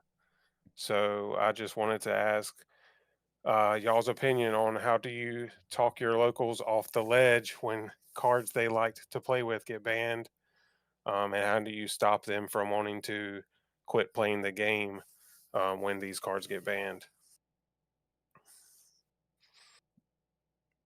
This is hard, bud. This is hard. This is a tough question. Hard question. This is a tough question, Yeah, and maybe one of the most important questions of all time. I think if UVS Games had the answer to this question, they you would know. I think if they were just like, you got it, this is it. Hey, how do you stop your locals from dying? I don't know. Tell them to stop being babies. It's like, play something else. Hey, there's another broken thing to play. No, it's tough. It's tough because I've said it previously on here. nobody likes their toys being taken from them, right? UVS Games is a toy company. They make toys and games for us, and they just said we're not allowed to play. We made these toys for you. You've played with them for a little bit, and now we've taken them away. And I go, well, now hold on. I liked playing with those toys. What is up? And UVS Games was like, actually, the rest of the kids didn't like you playing with those toys, so we're gonna have you not play with those toys. We have so many other toys for you to play with. They go, that stinks. I want to play with other toys. So the real answer is I think that you need to have it does not start with the ban list. It from here, if they are like, I only want to play this deck, I don't want to play with anything else. You have to, as a community, come together and decide to play more than just the crazy things, or play a multitude of crazy things, right? More than a singular deck, so that if something gets banned, you still have other toys that you're down to play with. And I think it has to start months ago, not this exact second, if that makes sense. If I could, Yeah, go ahead. Sorry, you go first. I was going to touch on what Tam just said. It's funny that you mention, playing different decks and all that, because our locals is very like non-meta for the most part. We all went to Atlanta. We all did horrible. And then a couple of people decided they wanted to start playing meta. Mm-hmm. And we had one particular player, we were up till like 2 a.m. building the AOT Spotlight deck, and she saw 9 Titans through the ages, and she said, this card does what? And, she was so excited, and she's been playing the deck since we got back from Atlanta, and now it's gone, and she's just so tore up about it.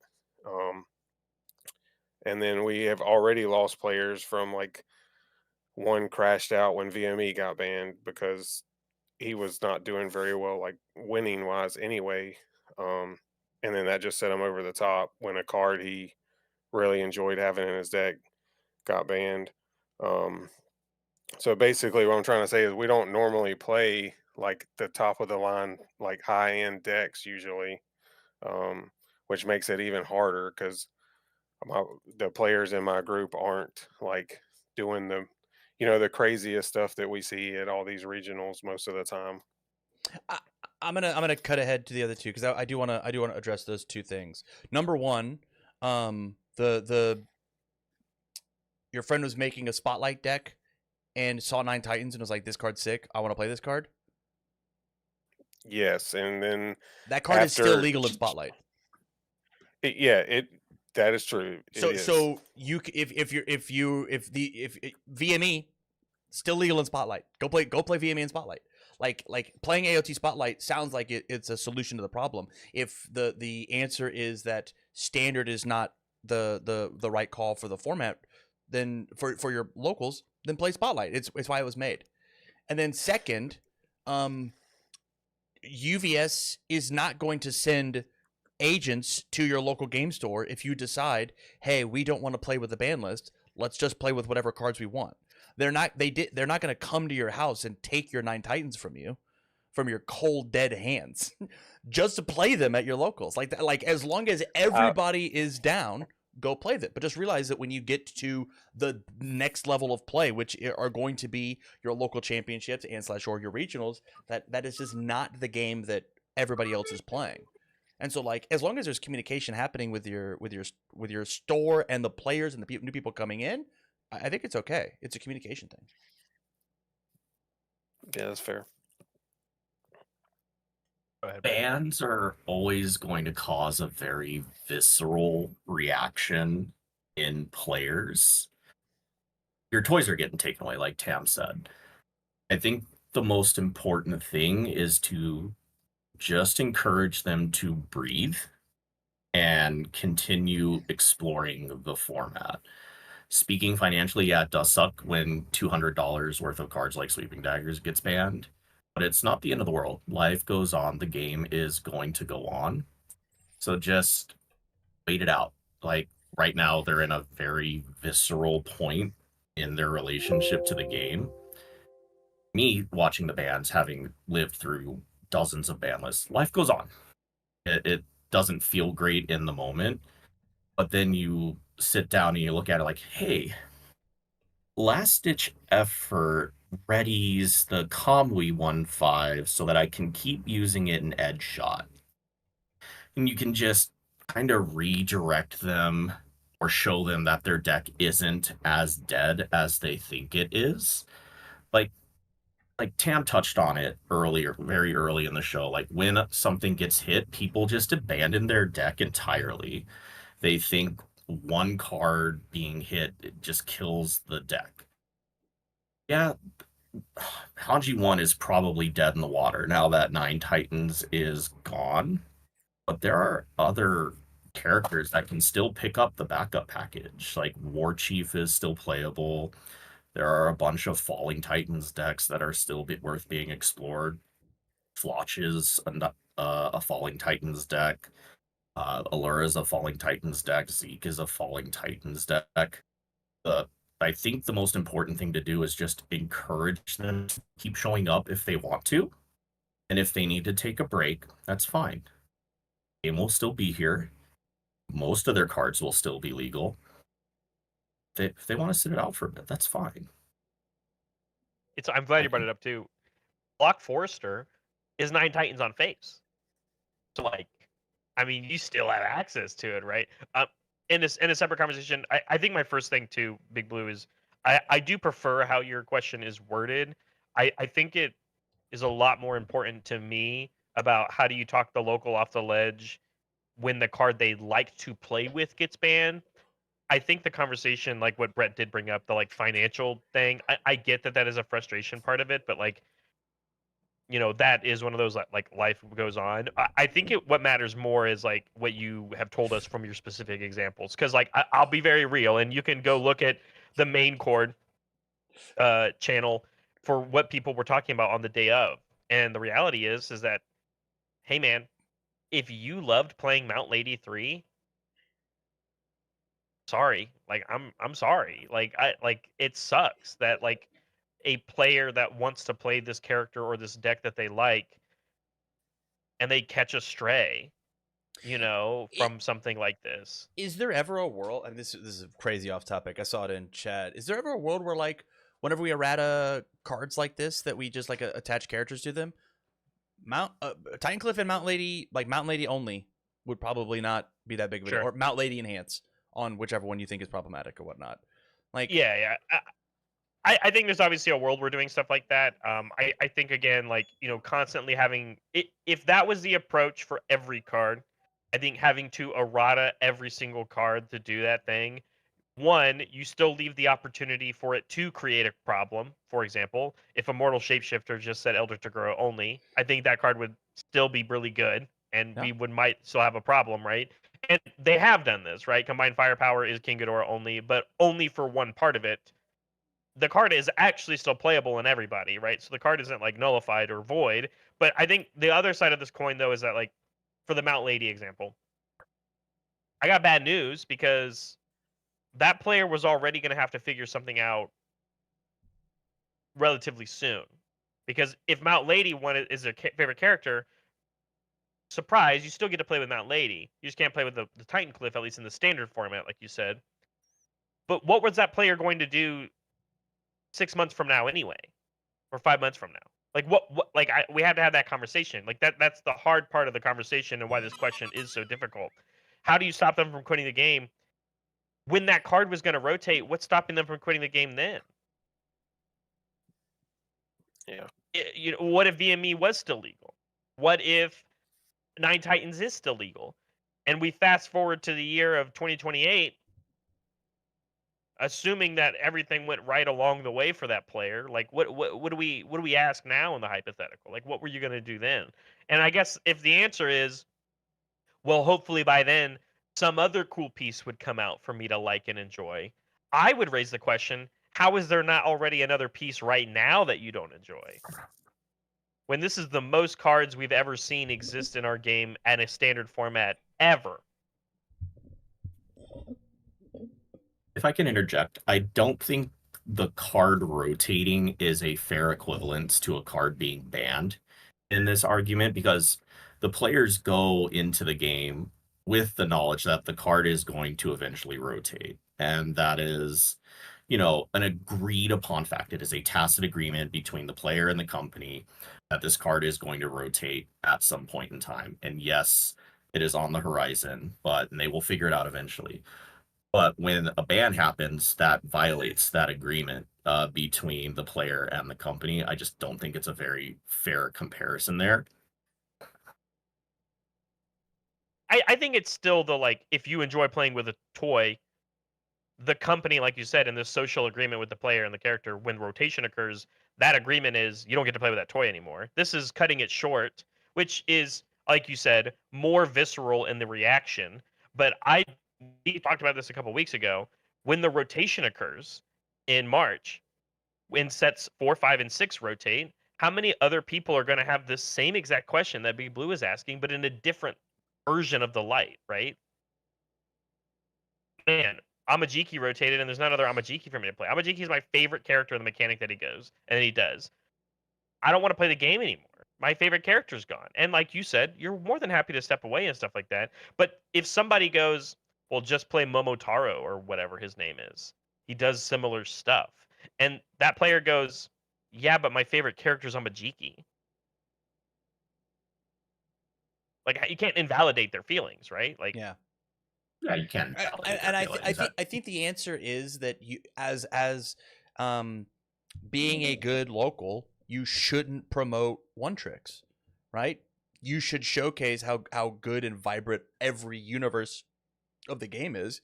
Let's get you playing something else, not just Amajiki for some fun games. I think that's it is not it shouldn't be a ripcord. Please don't leave. It should be, shucks, I guess I'm gonna play something else that I've already been playing and try to make that bigger, better, more awesome.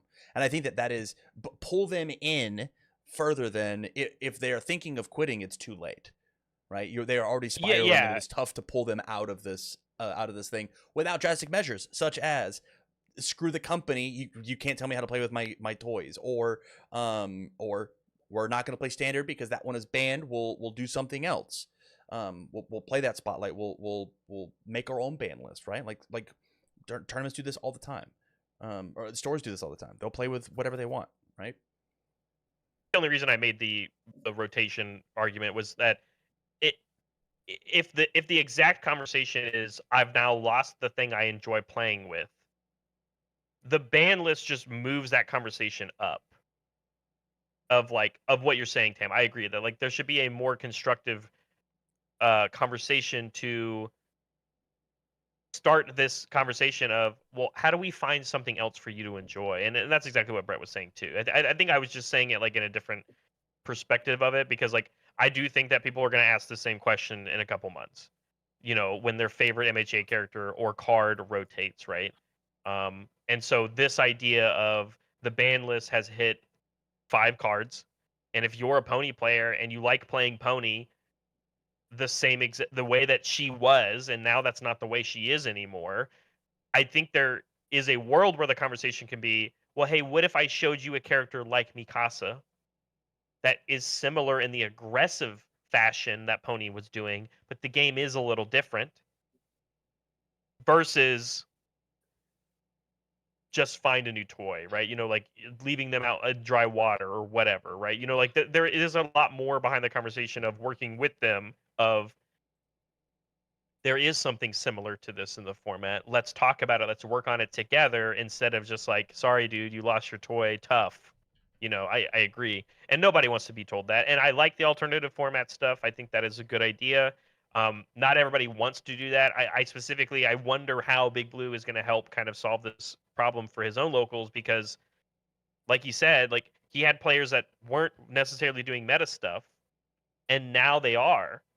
And all of a sudden their first dip in the pond is that the stuff that they did or this one person that she did enjoy is immediately hit.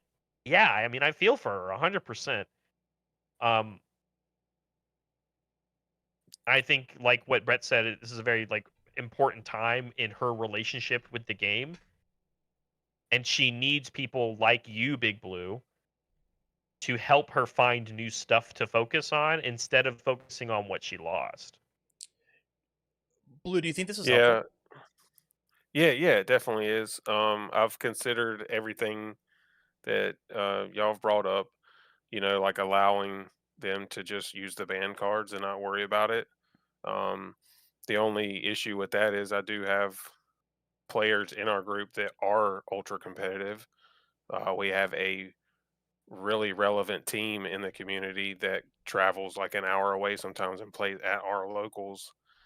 And, I don't want to be like, oh, well, this week, this team's coming to play and they're competitive. So we need to stick to the rules this one week. Um, I don't know. We've started discussing alternate formats, which was sort of stemmed from last week's show. So I made a poll, sort of like Tam, within our play group, of if we once a month, what format would you want to do, whether it be heroic or retro? And maybe the answer is just retro, so that they can play with a lot of these cards. That card's legal in heroic. All of those cards are legal. There's not a ban list for heroic. You can play with literally every card that came out from Immature 1 forward in heroic. That is true, but a lot of people just stick to the standard ban list plus the MHA spot list ban list. Why? It's a different format. I think the point is that it's not an official format. It's a player created one at this point, right? So right. people just pick to what they want. I agree that means Big Blue, you're allowed to play whichever heroic version you want to play with. I think that creates some other problems, right? Which is like you have to figure Right. what that looks like 100%. Whereas like I do think like what Tam was saying, if maybe AOT Spotlight is the place to go, and that sounds like what they were kind of creating anyway. And that one is probably the better place to go. And again, maybe it just means that there's smaller side events for your locals. I think you're right. It is hard having to cater to everybody, and I think that's my biggest surmise for the conversation is people are going to be upset every ban list. Yeah, it's and tough. It's hard to make everyone happy. Yeah, and I only brought up one example. So AOT Spotlight is not the answer. That was just one card and one example. Like I have a player that is very upset over Sweeping Daggers. So yeah, it's not just the AOT cards. Tell that guy to play with their own cards and not their opponents. How about that? How about also you tell Devour them Your Power? So greedy. How about that? Tell them to play Devour Your Power. There are kids that would love to play with really awesome cards. How about you stick to your own cards? Okay? How about that? And he would say maybe you shouldn't. He would say maybe you shouldn't play cards that are so good. Listen, man, mine aren't bad. I'm just saying, hey, scoreboard. All right, buddy. At the end of the day, the most important thing is just time. Give it time. Yeah. It's very raw right now. Give it time. Give them permission to walk away. They're not obligated to play this game if they're not enjoying it. Again, it'll be here if they want to come back. Yeah, and honestly, I think like I'll be fine. Like one of them is a close friend, and I've grown to know the other ones just from playing. But I just thought it would be a good topic to bring to the show when it was crossing my mind today. So yeah, it's an excellent topic. Not a lot of people think about like this sort of thing when a ban list hits. They just get into their emotions, and it's a very selfish time for a lot of people. My card is banned. Well, everyone got that card banned, and it sucks. It definitely does. But life goes on. Redirect them, show them cool stuff. If they are a one trick, help them find that one trick with a different character. That's the beauty of this game. There is always something else you can be exploring. Right. It won't be the first. It won't be the last. I promise. Foreshadowing for next month's ban list. Whoa, no. I mean, if this has happened to you once, I could guarantee for you, no matter what card game you might be playing, it won't be the last time it happens to you. Which is, again, it's that kind of social contract you make when you play games and you follow the restriction lists at the competitive level. It is because it is. I think there's a whole other side of this conversation. I'm not going to get into it because we're done with the question, of course. But like, for every person like your locals that are upset, how many people are now happy that that card is gone? Their feelings are just as important, right? Because now they feel like they get to play a more fulfilling game in more fulfilling format, even though someone else's feelings are now hurt.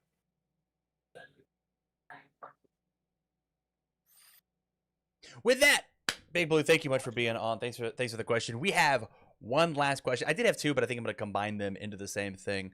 Big Blue, again, thanks for coming on.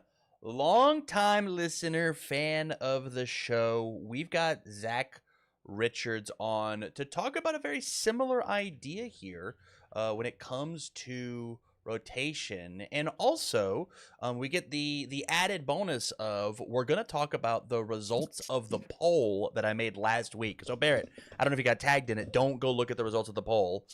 Come on. Don't go look. I want to share that. I want to share that information with you. So Zach, hello, welcome to the stream. And what is your question, my guy?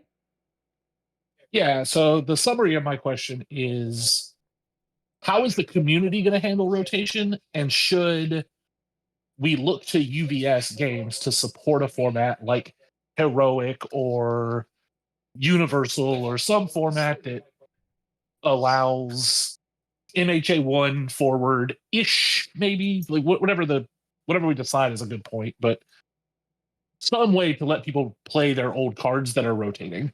With the next rotation, basically all of MHA is gone outside of Girl Power, Deku, and next year's MHA deck.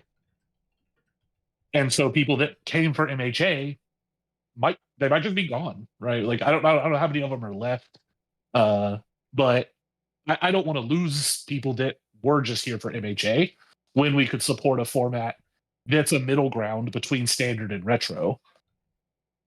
Thoughts?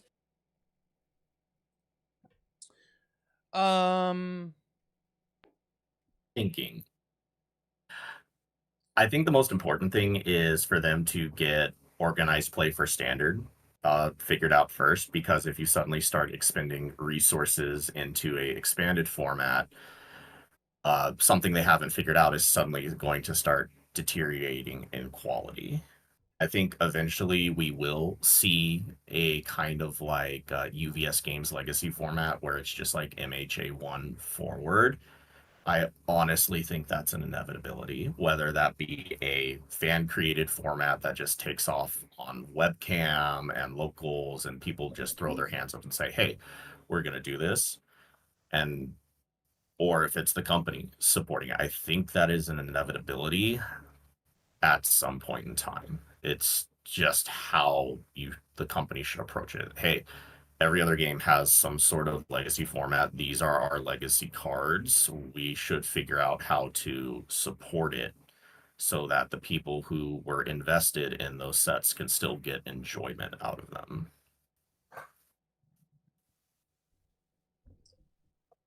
Am I supposed to wait for you, Tam, or am I supposed to Go for it. Go for it. Yeah, I agree with Brett. I think it is an inevitability for the same idea how, you know, even people like Sean O'Brien, like taking the reins this year and being like, I mean, if the company isn't doing retro support, I will, and including their what does he call it? What's he call his like temporary ban list? What does he call that? It's a rotation. Extended? Yes. Okay. It's So suspended. Suspended. Yeah. So and like I think that's a cool take. I think it's a cool experiment. I think it's a nice thing to try. And it still gives people retro tournaments for those events. And they are marketing it as something else, right? Because I mean, the reality is, like you said, Zach, is, you know, the company hasn't uttered the words retro literally until the video that Levi made. That was the first time the words retro, I think, have come out of like an organized play person's mouth since the Sunset tournament. Well, they sold us some coasters alongside some shirts that were retro legal. They said they were, yes, but I mean, the point being is like, what does the retro ban list look like? Because it hasn't changed since Bang became unbanned, right? Like that's right. Like that was the last time the official retro ban list was changed. And then on top of that, they said teams. So like at least in the video for OP going into next year, they have said two buzzwords that is very appealing to veterans of the game. And that's all that has been said, and there hasn't been any follow-up on it. And even for me, I go, okay, that's exciting. What does that look like, and what is that going to unfold? And in the same idea, if retro is maybe not the correct decision, or maybe if it's too difficult to do, I think the idea of doing heroic or someone doing heroic, it doesn't have to be the company. You're right. I think that is the harder part of the question, right? Is like, do you wait and leave it to the company? I mean, the players can do whatever they want whenever they want. And I like the idea. Oh, sorry, go ahead. I was going to, can I interject on that specific point? In that, one, we've demonstrated consistently players don't show up to community events. The Stark Dark events are hitting 30 people when they're giving away $2,000. The webcam events are hitting 25 people when they're giving away 2 cases of product. If UVS, when Atlanta was up for like a month, it had 50 people registered, and then it got to 120 2 days after UVS put it in the newsletter. Like once UVS actually promotes something, people show up to it. When it's just a community event, people aren't showing up. It is just not happening. And even when I'm talking about heroic, I want to run a heroic event, but I can't get anyone in the community to agree on, should we have no ban list? Should we take all the bans from standard? Should we take all the bans from standard and spotlight? Should we just take spotlight? And that's going to splinter the community. There's also discourse in like main cord the other day where the European retro players don't want to play Rochester retro because they want to attack on turn 1. I think that's And fair. so- I think you're going to create that fragmentation regardless if the company makes a stance or not, right? Like, I agree with you. People aren't showing up for the community events. That to me doesn't sound like a UVS Games problem. That sounds like a players don't care enough problem. But I think the point he's getting at is if there is like centralized guidance from the company itself and like actual focus support for the format, I think the community might start to care a little bit more. Yeah, absolutely. And I think that's why it's exciting to me in the roadmap video. He says 2 formats. Like he says teams and he says retro in it, which is more than we've had for years. And so it sounds like if that is the push, that should get people talking about it. And like, I don't disagree. I personally am a fan of the idea of what heroic does because I don't like retro, but I'm not the target audience because you can't even play. I can't even play. Who But gives a shit about you? but also at the same time, when the regionals that have happened this year host a retro tournament on the Friday beforehand, or then they host a teams event on the Sunday of the event, and they see the people that are willing to sign up for them because it's at an official UVS Games regional, that seems to be the 2 that they're supporting. And so it makes sense to me that those are the 2 that he says inside of the video, because heroic hasn't been attempted, or has been attempted once, and it is going to be divisive on however you want to go for it. Like you said, Zach, the problems of, do we use this ban list? Do we not use this ban list? Like, what is the correct decision? I don't think even if UVS Games made a stance and they said this is the decision we picked, if it's the correct decision or not. But what it does sound like is that people do like retro, people do like teams, and when they are officially supported, people will come out and play them. Let me So it answer. sounds like at least In the vote, we had 87 people vote. Pretty Okay. large poll for our What community. was the poll, Tam? Can you repeat what the poll was? Yes, the poll was, we talked about this last week. If UVS were to make and support a second non-standard format, what would you pick? Everybody only got and one you can only vote. pick one. You got one vote. Coming in last place with 0 votes. 0% of people want this. Teams Retro. Nobody gives a fuck about Teams Retro. The next supported vote with 2 votes, Draft. Nobody cares about Draft. Oh, The next- hold on. Can Continue. you should click on the people that did, or hold on, what am I looking for? Never mind. I think it is interesting, Tam, if you go and look at some of the people that voted for these things. Not draft, but when you get to the next one. Okay. So, sorry. Go back. Carry on. Next is Sealed. Whoa, bro, that's funny. Sealed, with 4 votes at 5%. Up next we have Boss Battles with 5 votes at 6%. Up next we've got Low Rarity, so that's Silver Age that we talked about, of no URs, SRs, or promos, so all commons, uncommons, rares. Up next we then have Team Standards with a whopping 19 votes. So it goes from 8 votes to 19 votes, more than double. Just like people care about teams. After that, they care about Retro at 23, and then coming in to win the poll at 26 votes, 30% of the population cares about Heroic. Which I get is very interesting. It makes sense. They grew up with these cards, right? The biggest influx of players that we've ever had in the entire game came with Heroic. The game doubled in size with Heroic, and they stuck around because of the format that's currently being played. All the retro old heads, like Brett Hillman, has a family to go play. He can't go play in our current game, so why would he care, right? So, but what's interesting is if it won the poll, I would ask all 26 of these people how many of them have played in a Heroic event. How many have been made, right? And I think that's part of the question. Yeah, exactly. For Zach here is when rotation happens and we lose a large, we lost a small chunk. We lost 3 sets of cards. That's not very much. 2 years, right? Across 2 years, we're about to lose more than we have rotated out. Right? We got like 4 sets leaving. Right? Am I crazy? It's still only 3 sets, but they were okay. 3 sets that were bigger than the 3 sets that rotated. Correct. So when we take away all these toys, should the company do Heroic? Should they do Retro? Should they do teams? And they're doing something, right? Since our podcast, we've had the teams Retro conversation, or they've said teams Retro, whatever. A video, right? And so maybe there is a pivot, because the reason there aren't Heroic events is because nobody's hosting Heroic events, because they don't know that they're supposed to or not supposed to or whatever. Because again, and Zach has said it, as somebody who tried to make Webcam Wednesday work, people don't show up to events. As somebody who made entire Webcam regionals work whenever they weren't there, there was a $3,000 prize pool for the first Webcam Wednesday or first Webcam regionals. Nobody showed up, right? Like insane that people just like don't want to play the game. So why should we as the community bother if the players aren't going to show up? I'm down to get 50, 60 players in a room and play the game. I think that's dope. That's like half the size of in a room is interesting. I'm down for them to get on webcam, get on TTS. I don't care, right? Like it's just I'm gonna pause.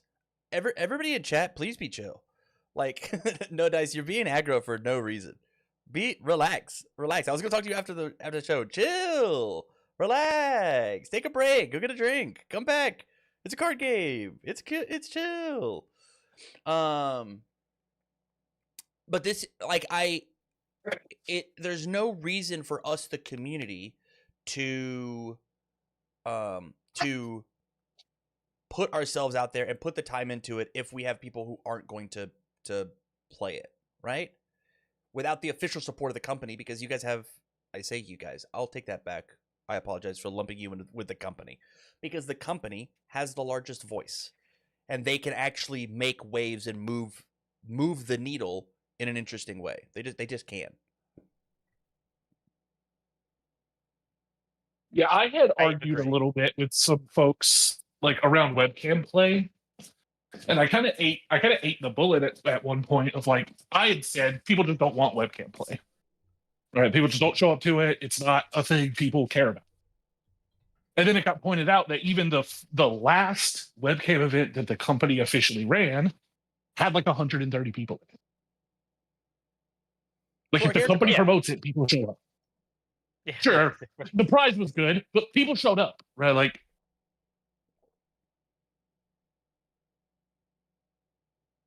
yeah, I don't know if the prize is necessarily the reason behind it. I don't disagree with you.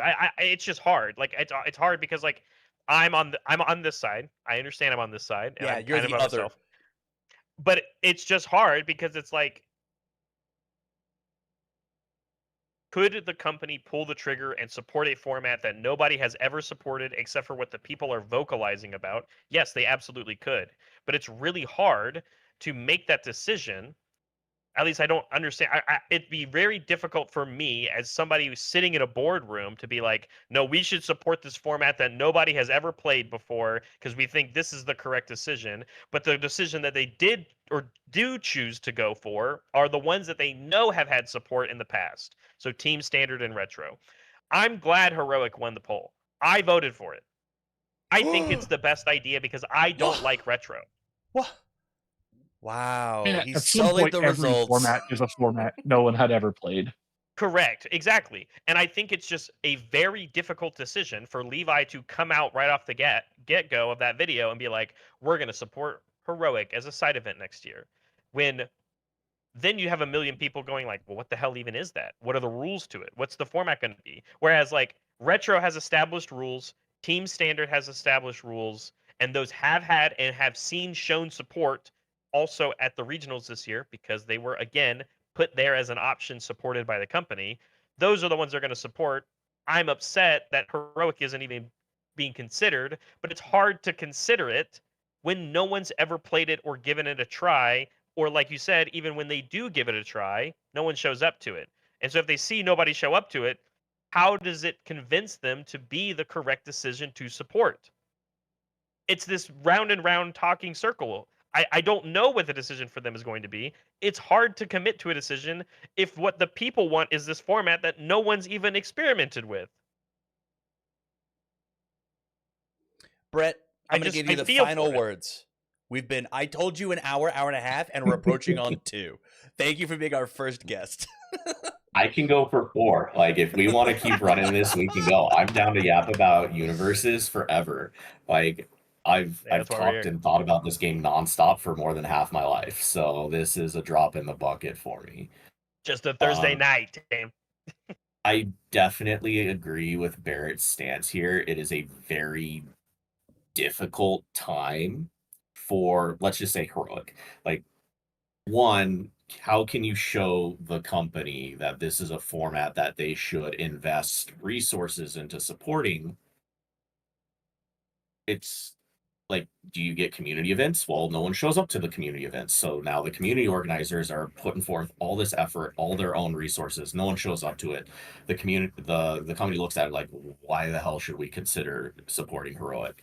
Meanwhile, the community is like, hey, give us Heroic. And the company needs to be like, okay, show us that you'll actually play the damn thing. Like, the community showed up for Retro. The community loves teams. I don't like teams as a format. I think it's dumb. I understand why people like it because it's just you and your buddies playing card games side by side with each other. But there are no interesting twists to the team's format. There's no deck building restrictions. It's you and your buddies sitting down and playing Standard with each other. That's all it is. I can understand why people like it. I think it's a dumb format. I think they need to do something to make it a more interesting format. Did you like old teams with the 8-card restriction? I wanted it to be a 4-card restriction. Me honestly. too. I was in. I actually think a handshake, we can make it 6. Make it 6 and make it interesting, right? But I get it. Yeah, like, it's, you look at it like from a high level, like you look at teams from a high level perspective, and it's just the feel good format. Like, Phil Birch gets to sit down with Dave Wagner and Ben Shoemaker and just run a train on the tournament for the entire time, just taking shots at the bathroom with each other. That's why people love teams so much. You get to link up with your buddies and you get to go for a shot at cardboard together. But at its base level, there's nothing interesting about teams. It's the social experience of teams that makes it such a popular format. So discounting that, people showed up for Retro. They want to play Retro. People are talking about Retro. So I think the grassroots there needs to start with Heroic. People need to start talking about Heroic. Just make it nonstop chatter. Blow it up on social media. Start posting your Heroic lists. Don't give a damn about following your ban lists or whatever. Like, here's my Heroic list. I don't care what you think about it. I'm still putting it out there. If you guys, I'm going to sit in Tabletop Simulator for an hour. You guys want to play some Heroic? They just need to see the interest, even though the community coming together for like large tournaments doesn't happen.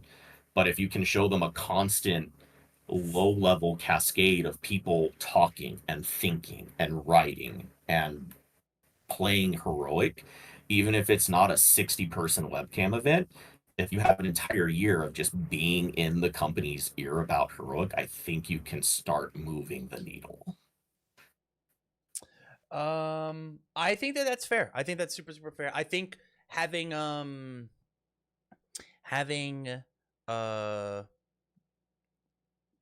even just starting it small, right?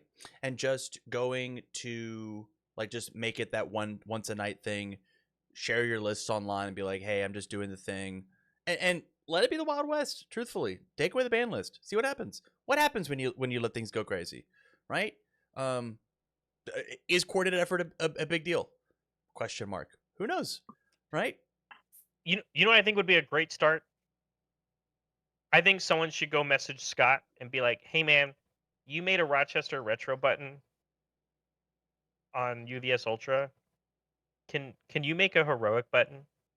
And funnily if enough, he asks, Jacob did that for the Universal thing Jacob was trying to launch. perfect. And I think, like, use Tam's poll, I don't know, or what Brett's talking about when there's enough buzz online for people talking about it. Start that sort of initiative, right? Because if I as an employee was able to pull up UVS Ultra and click on heroic and see how many people are just thinking about it, that is better than I feel like what we have right now. Totally agree. So like Yeah. I think it's as simple as that, which it's not simple for Scott, bless his heart. He's a saint, we know he is. But like I think that's a good start because of like exactly what you're saying. Because right now, if you just go make a heroic deck, it's just going to label itself as Rochester Retro or whatever, right? Like or retro or whatever. Yeah. Meanwhile, it's just the start of something. It's the beginning of a discussion. And again, I am a big proponent of it as well. I would play the hell out of heroic because I'm in the same reason why Brett doesn't like teams. I hate retro. So like, but heroic, I'd hella play. I'd hella play heroic. And I agree with you. And the whole point of bringing this all the way back, Zach, I agree with you. I don't know the exact answer of should the community wait for the company to make a stance, because it seems like only when the company makes a stance does it feel like it gets any sort of traction. I don't know if that's the correct answer because I don't know if waiting for the company to make the decision will get the ball rolling. Yeah, that's totally fair. I think like again, most of my questions and the way that I want to handle things is like, how does the community approach it? Like, what are I want the company to do something because I have the viewpoint that when the company does something, it tends to have better attendance and buzz and all of that. And you are right. Yep. That is just true. It's a fact. Yeah.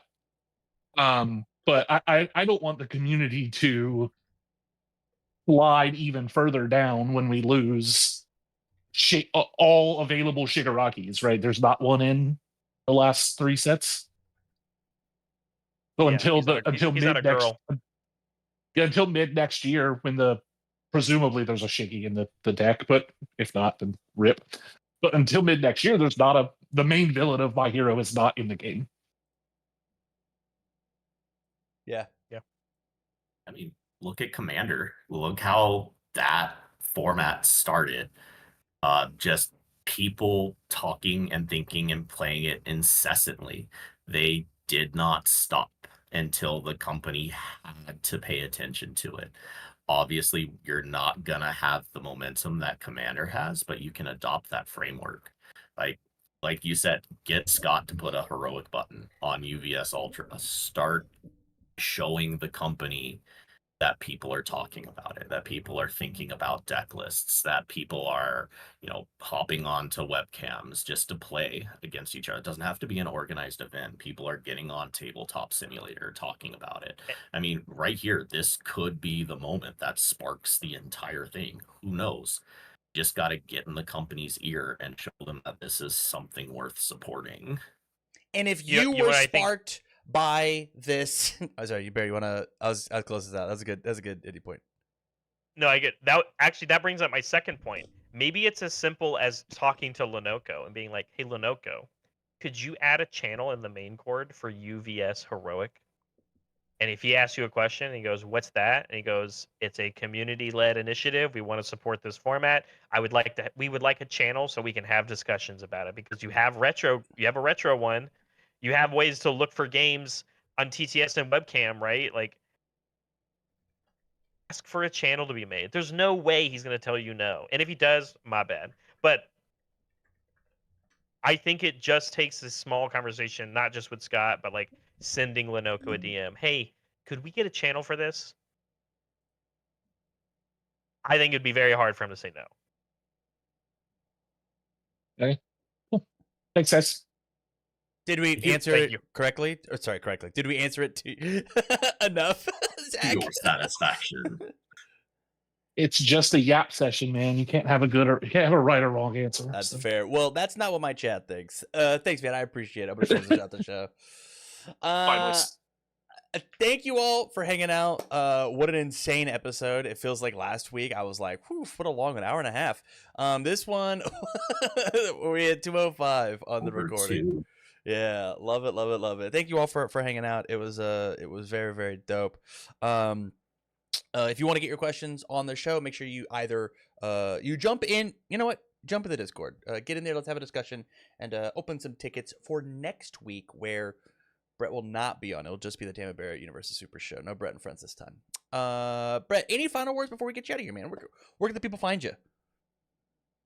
Find me on Facebook, Brett Hillman. Find me on Discord, Arch419. I'm not in the main cord because I don't have the brain space for that much chaos, but I am always down to talk about this silly little game that we all love. I may not know you. You may have met me 10 years ago in passing. I will always talk to you about this game in some capacity. I will not say no to talking about this game, even if it's to toot my own horn in some way, shape, or form. Come find me. Come talk to me. I'd love to pick other people's brains. I love to have my brain picked. Oh, yeah. Again, thanks for being on, man. I do greatly appreciate it. Thank you, everybody, for watching live on Twitch. Thank you to all my YouTube frogs for watching on the VOD a little bit later. And let us know your thoughts in the comments on the VOD down below. With that said, thank you much for watching, as always. I wish you well. Bye. Okay, the recording's done. Holy shit, chat. You guys were going nuts. What the fuck?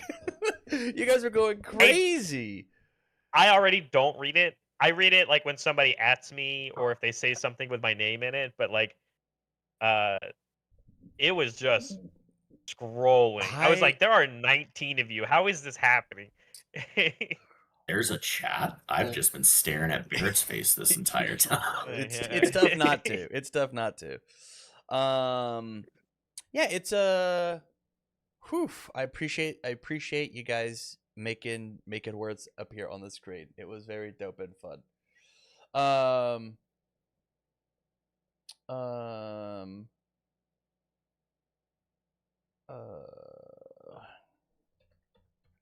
One second. He's running out of fuel. He's stun locked. He's stun locked. No. I had somebody DM me. I have to make sure that they're good. No, you're good. You're good. That's okay. I had somebody DM me as well, and I reported them to the UVS Games Police.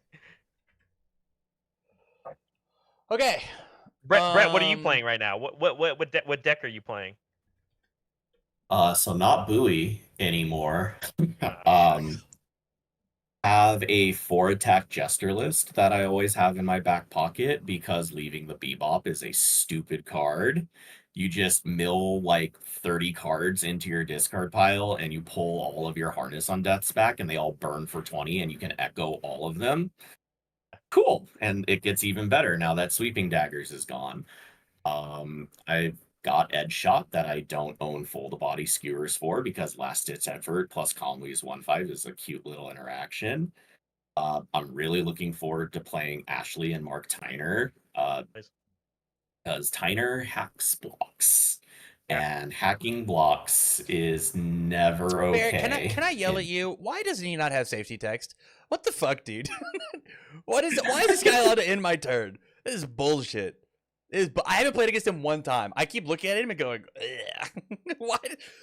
God Company's forbid you gotta learn play. sometimes. Hold on. Let me remind myself. I've been around for forethought. I've been around for all the check hacks that interns. God Sometimes forbid. the company just gotta learn. God forbid you play one of these symbols that nobody plays anymore. It's always funny bringing up Mark Tyner when Jose's in a Discord because he will immediately start spamming the 1/5 from Guilty Gear unique, where you put it in your hand and you just bounce one of their foundations. Just like it's Pavlovian at this point. I Yeah, think for sure. Like, But that Tyner he does the same posting thing. He fixates stuff like that. I like Ashley's character a lot though. It's very, I like seven handers, and she has good card text on her. So Yeah, she gets to play Breakin' and Kikosho, Ariel Kikosho, and profit off both of them. So it'll be really interesting to see what people put together for her. it's like I made those cards for her. I didn't, but like it is funny. You get to take credit for it. That's fine. I mean, it was for sure like hey, I made this card for water characters. They're allowed to ready their character, and so like there's like a meaningful decision when you look at any character that has that commit text now, right? It's just interesting. So, Well, as the #1 water stand of all time, I thank you. Like, there no one's is playing no that one in symbol. this game who loves water more than I do. Like, if someone were to tattoo a symbol on me, it would be the water symbol. The old school water symbol is going on my body sometime. Huh. As a guy with no tattoos, what symbol would I get tattooed? I know that my UVS identity, like the little circle in my UVS profile, is mid, because I think that's really funny. But I don't know what symbol. What? So in your UVS, your UGN profile, the little circle, you get to like pick which symbol do you want or whatever. And it's got high, mid, low. I thought mid was just the funniest one of just like. It's just the funniest. That's a tattoo you should get. You should get the mid zone. Mid. Yeah, that's pretty funny. I think the infinity symbol is the cop out answer. And like, I don't know. I think the overhaul of infinity. Now you run the issue of you have the infinity symbol on your body, and anyone else who doesn't understand the Universus reference is just gonna think you're the most basic white girl on the face of the planet. There are gonna be so many horoscope girlies coming up to me and being like, "Whoa, the infinity symbol? Tell me your sign." And it's got the rainbow background, right? Yeah. You absolutely have to pick it exactly where it's supposed to be. Upper thigh, right where booty shorts. I've got the infinity symbol tattooed on me. It's not tramp stamp, but I do have the an actual infinity symbol on me because I'm obsessed with the concepts of like rebirth and reincarnation and just like things going on. And I like. It's a really tiny tattoo. It was like baby's first tattoo. Like, can you tolerate the needle? Couldn't tolerate the needle at that point in time. White as a sheet. But now I've got like these guys on my arms. You can't really see them. I've got a couple other things on me. Like, I've got the key. I've got the moon key, and my wife has the sun key. Like, yeah, tattoos are awesome. I think it's hard. I don't know if I would pick one. If I did, it'd probably be like, I don't know, like probably chaos. I think it's a very distinct symbol. Like, someone's gonna look at that and they'll be like, "What the hell is that?" And like, that's the conversation starter, right? And like, that's what tattoos are. Get like all of them just spiraling down your leg. Like, get all 12 of the OG ones on one leg, and then all 12 of the new ones. Dude, I bet then just get the sleeve that looks symbols around your face. Yeah, that's pretty cool.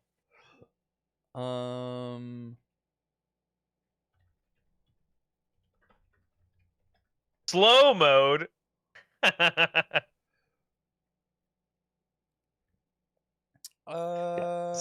am gonna pop off.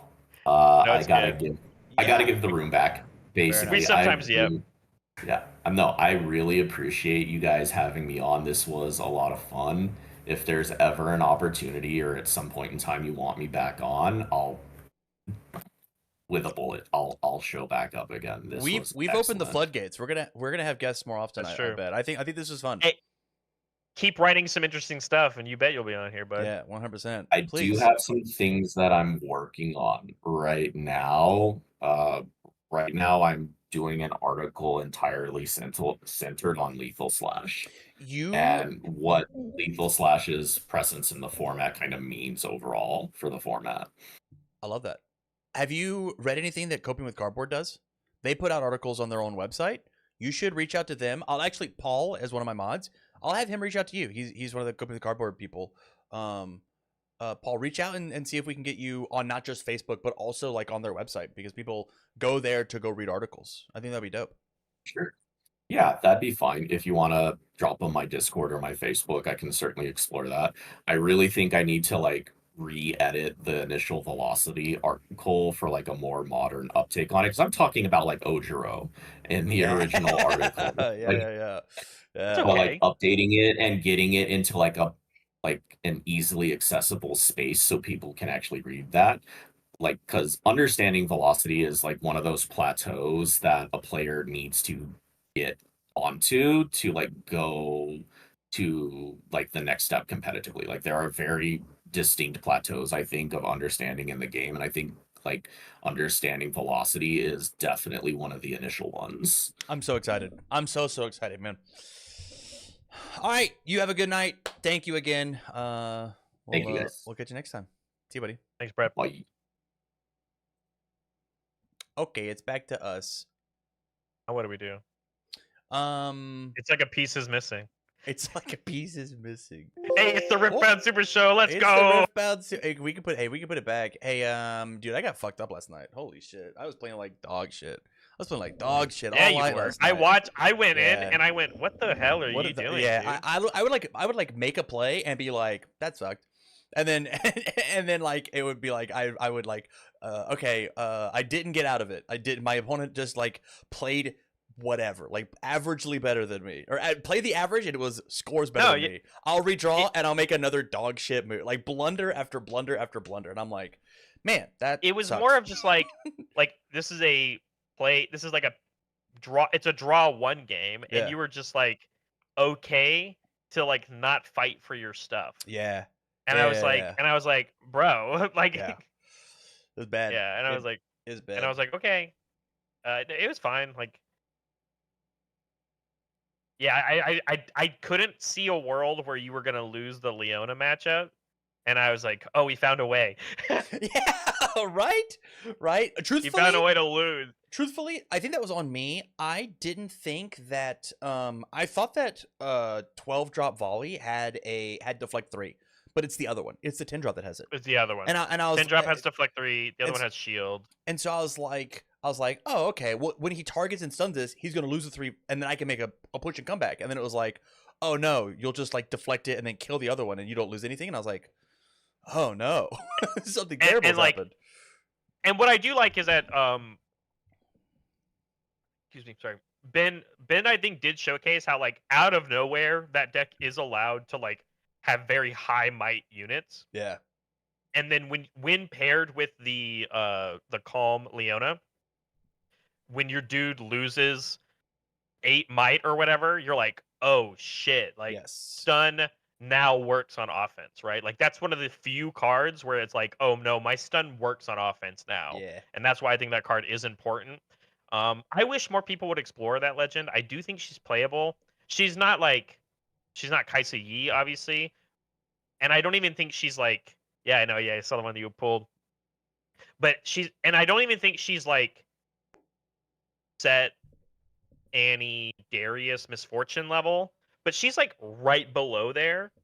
But I don't think people are like changing their lists enough to like accommodate what other people are doing in the format right now. Meanwhile, all of those other legends, people are constantly churning and changing, and like I think people have just kind of like given up on Leona, which is fine. Like it's okay to give up, but I'm interested. I got to answer a lot of comments for my most recent video, so it was very interesting to hear like people's takes. What's your number up to?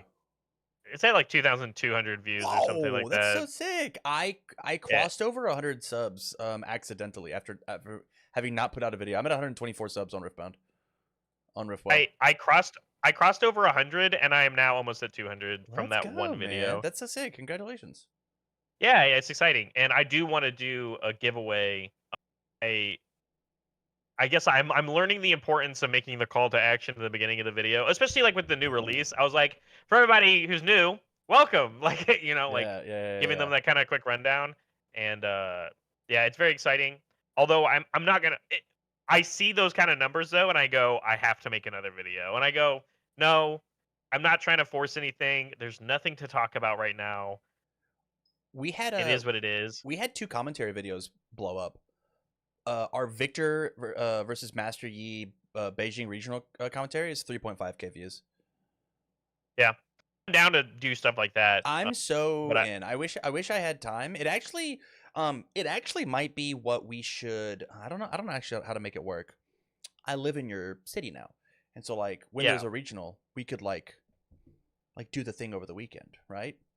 Yeah, it's just hard because right now they're in China.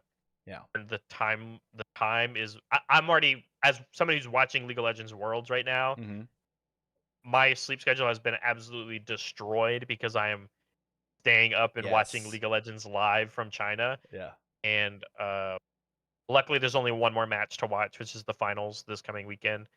Who's playing? But I think the good it's T1, the back-to-back. They're currently a 2-times world winner right now, and they are versus the other Korean telecom company, KT Rolster.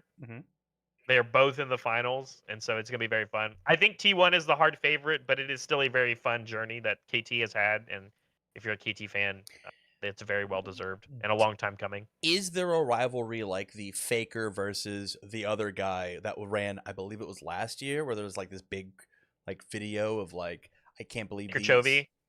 Yeah, so Chovy is the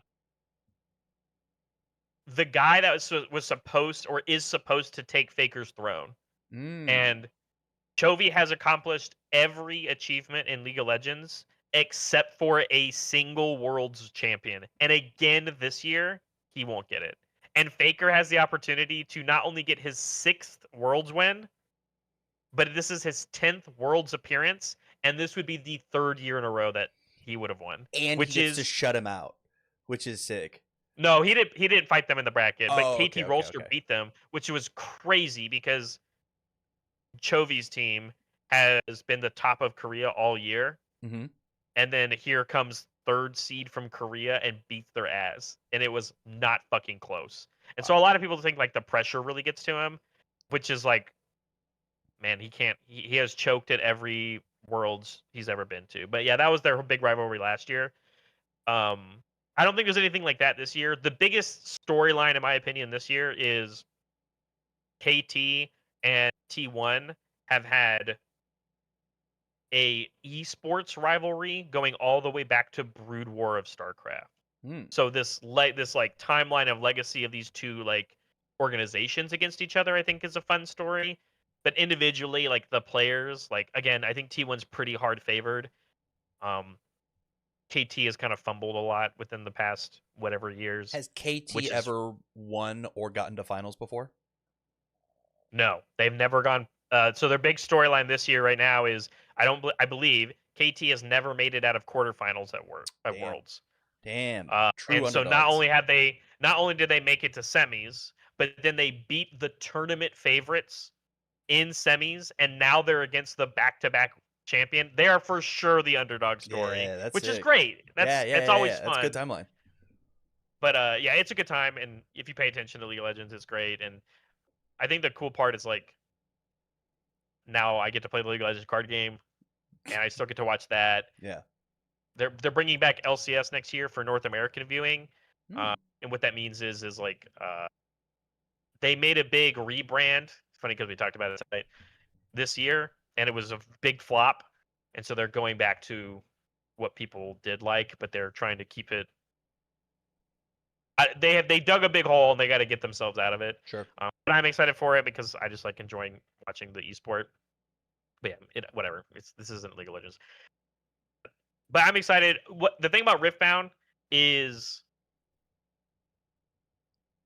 I told myself I'm going to stop doing the weekly tournament recaps because I think just going over people's like locals or whatever is fine, but I don't think it's like interesting.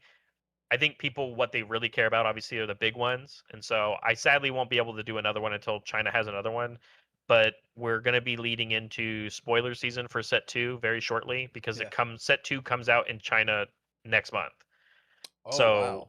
I'm surprised we haven't seen one. And we haven't seen a single card. Not one. Yeah. Not one. We have been getting like which champions are going to be in the set as like spoilers. Okay. But they haven't told us, like, we don't know their domains. We don't know what they do, and we are still missing 3 of the legends, so we don't know what they're going to be. How many legends are going to be in the set? Same as this one, like 12. Okay. Yeah, but the set size will be lower.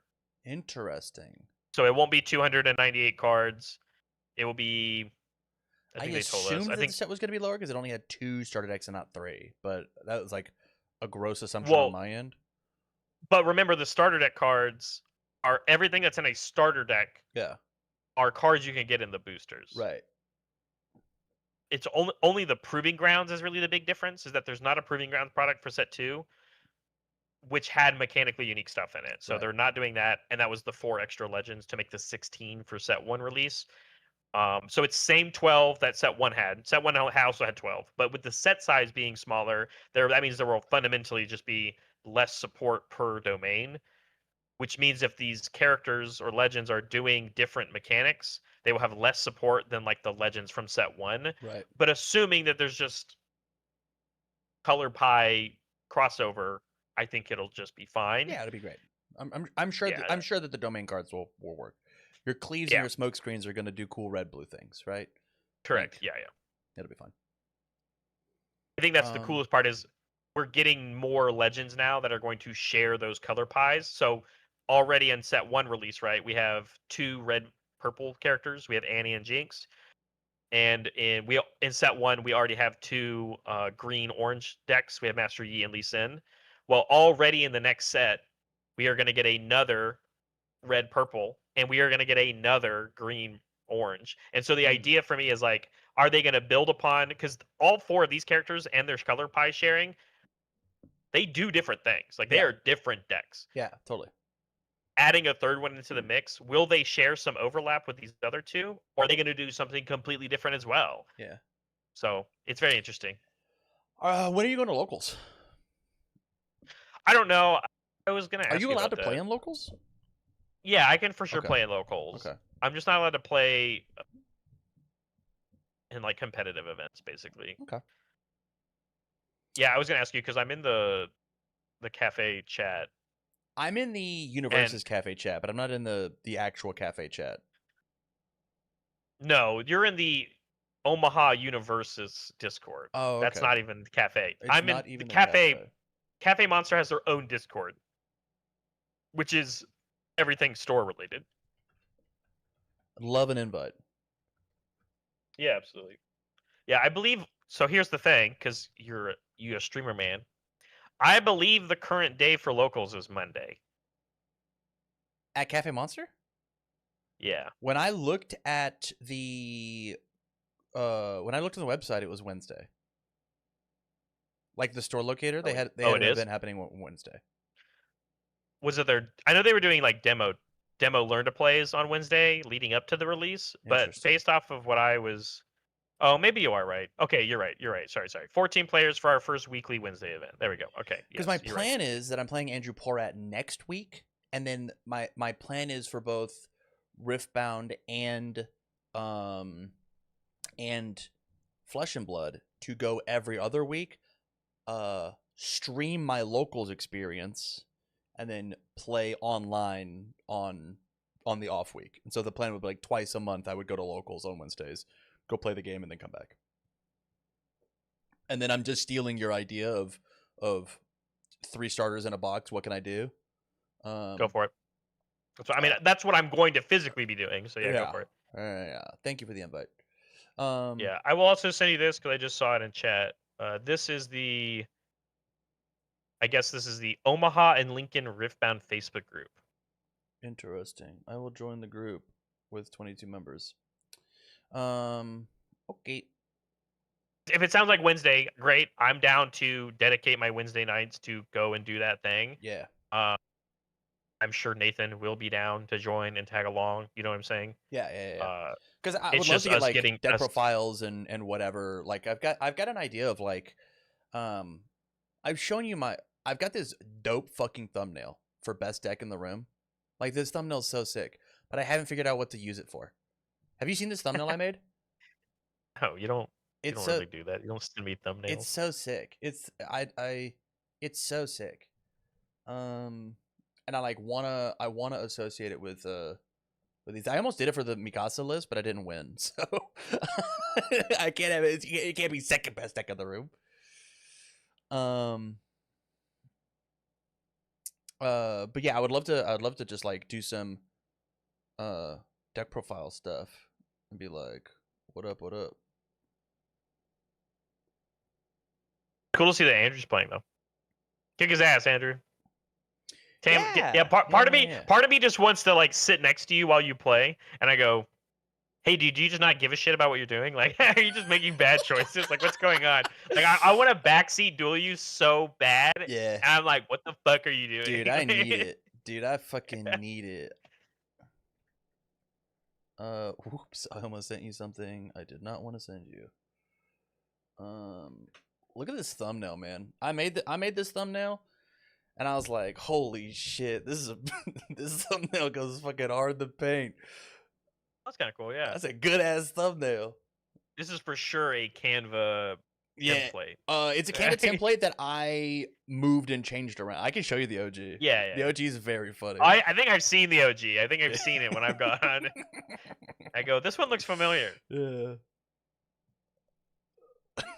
Oh, it's actually too good. Here's the thing too. Like I don't know how big like content creation is in Omaha. Please so, don't like, read that. Okay. And that's the OG. Yeah, but yeah. So I don't know how big content creation is. So like I'm sure if you showed up with your camera and you were like, "Hey man, I saw you won our locals this week. Would you be willing to sit down for like 5 minutes and just like go through what you were going and doing?" Yeah, I think that sounds great. And I've filmed local championships at Cafe Monster, and so exactly. Yeah, they are super chill, and at least the goal that I was going to, I didn't end up doing it on release week, but the goal is like I am encouraged to wear my Riftbound staff stuff whenever I go out and play. Do you have like a shirt? I have a shirt and a jacket. You want to see it? Fuck yeah, I want to see it. Yeah. You kidding? Drew, so here while he's doing this, Drew, here's the vibe, right? I'm down to actually do a draft with you like every other week. We could do a top 8 draft like I do with Barlow, right? As long as the vibes are good, right? As long as you're like a good fun time to like hang out and play with, like your personality, which I think you will be. I didn't invite you on here to not. And we just like we draft and play a bunch of decks, and like the goal is that you make something new and interesting every week. Damn, that looks snazzy. Okay, so the shirt is just a generic black shirt. It says Riftbound on the front, and then it says staff on the back. Yeah. And the jacket is fucking slick, dude. The jacket is slick. No hood, Riftbound on the front, staff on the back. Yeah, I think that I'm just gonna have my parents make me one of those so that when they ask me, I'll be like, "Yeah, oh, I'm a staff too." Hey, that's gonna be about Riftbound. But like, and they'll watch me play and be like, "There's no way."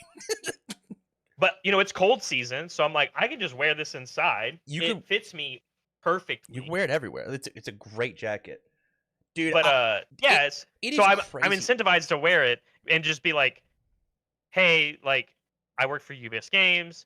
Although I'm not directly working on the product, I'm very passionate about it. I know the rules of the game. If you have any questions, if you'd like help with the demo, that's the idea, right? Like, yeah. And you know, I'm even gonna show up with my 3 decks, and I'm gonna be like, I'm just like you guys. Like, I don't own all the cards. I'm not here to play top tier competitive stuff. You know, I'm here because I love the game, right? And like that's the goal, right?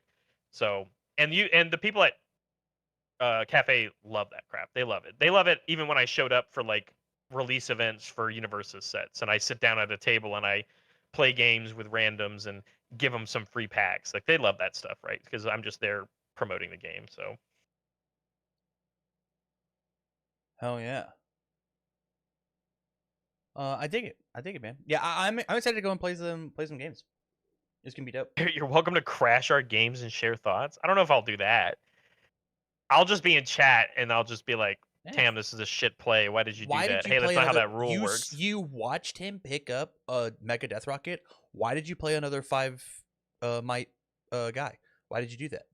Yeah. Well, he was in my hand. I should put him into my base. Oh, it was more of just like I was just like, wow, like you're in a great opportunity here to never let him conquer a battlefield, which is the only way he picks up the Mega Death Rockets. You know, all 3 of them are in the discard pile. I go, wow, if you deny him conquering any of these battlefields, you win the game. And you just like didn't play the cards that cleared his board. And I was like, all right, bud, yeah, that sounds great. Yeah. Or it's, you know, and then like, you know, like if you guys have rules questions, like I'm there to help. Yeah. I literally on my desktop, I have the rules, the erratas, the FAQs, and the tournament rules. Just always a click away to pull up. I hope you know the rules better than Tam. I guarantee that you don't know the rules better than me. And I'm still learning, don't get me wrong, but like I stare at that document every time I make a video just because I don't want to fuck up what I say, right? So like I pull up the document just to yap.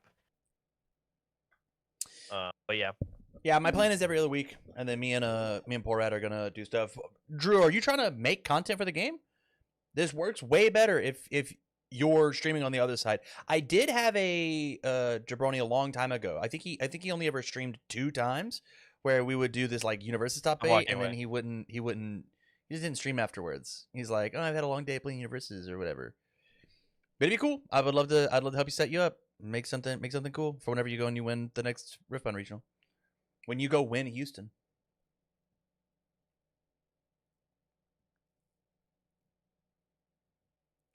Drew, are you going to be in Houston? Do you have a ticket? I think. Are you going to Houston? I'm going to Houston no matter what. Do you have a hotel? No, I've been asking around, but like, okay. Yes, on Houston. I also have to find a hotel. So like, if I'm not working the event, I'm going no matter what, and I will just be buying a spectator pass. Period. I bought my spectator pass. If I don't go, I'm down to just eat the 25. It's whatever. Sure. Yeah. That makes sense. But yeah, my brain said that the spectator badge didn't get me into side events because I'm an idiot. It does, but it does get me into side events, and so it immediately gives you 1 or 2. It gives me 1. I'm just gonna body cam and stream my side events. That's such a good use of my time.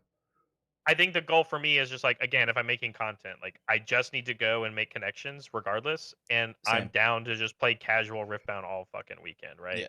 So, and again, there will be UVS game staff employees for me to hang out with regardless. So again, I would like to go and work the event in any capacity, whether it's helping OP or whatever. Yeah. But if that doesn't end up happening, I want to be in that city regardless. Have you reached out to... I've reached out to a couple people that I know are going to compete. Yeah. And I'm like, hey, when you start making hotel plans, will you please include me? So I've already started those conversations. Okay. I dig it. I don't have a play group though, so it's kind of scuffed to practice. Hey, good news is you can kick my ass every Wednesday. Or every other Wednesday. Excuse me. I want to go to locals on Wednesdays. Yeah. I'm ready to say bye if you want to say bye. It's been 3 hours. I'm good, man. I'm actually going to be staying on stream. I've decided that my Thursday nights are going to be a video game variety night after the podcast. Instead of just like whatever. Oh, I'm gonna play what Dispatch. I was going to do, remember? That's what I was going to do. Correct. I'm going to play Dispatch. I downloaded it today. We're going to put it on. I'm probably going to end stream and then go back live so that the VOD is not... Actually, fuck it. I'll just leave him live. It's whatever. Maybe one day he'll be like, Barrett, would you like to play Baldur's Gate with me after the stream tonight? And I'd be like, I'd love to, but you know, I guess I'm not opposed to it. I'm not opposed to it. But I bought a $30 game. I'm gonna play a $30 game at least one time. Oh, for sure. Yeah, but I'm down. I'm down. I actually think it would be very fun to do Baldur's Gate and just have chat pick choices.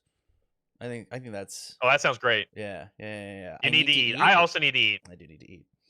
My food is outside my door for sure. All right, buddy. Have a good night, and I will see you at minimum next. What are you doing this weekend? You asked me. I said maybe. It just kind of depends. I'm asking you. I don't have any hard set plans, even if we don't.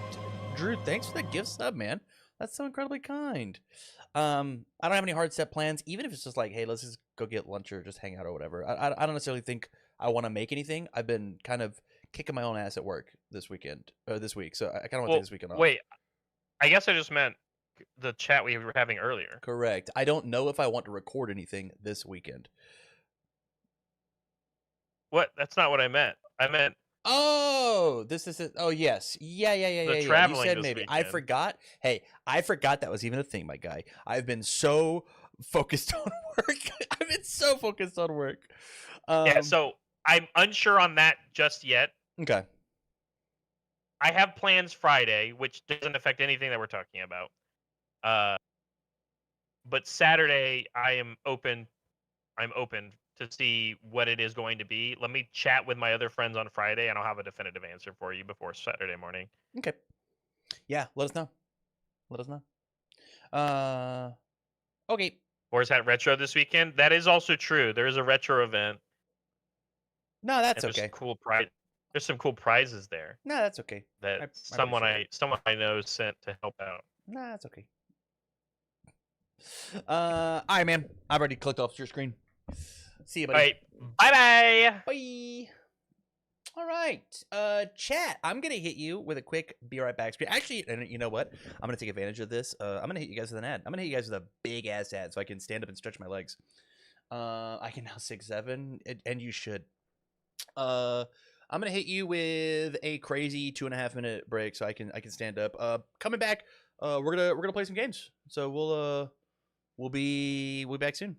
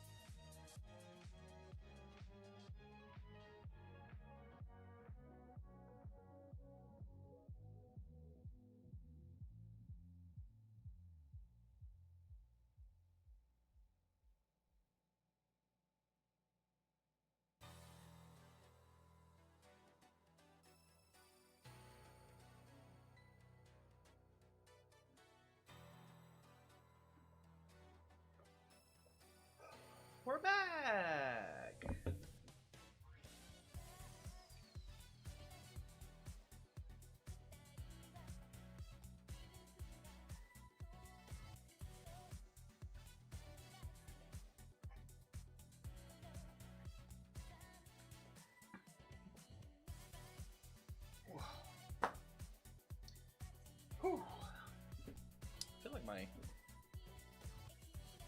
focus is off.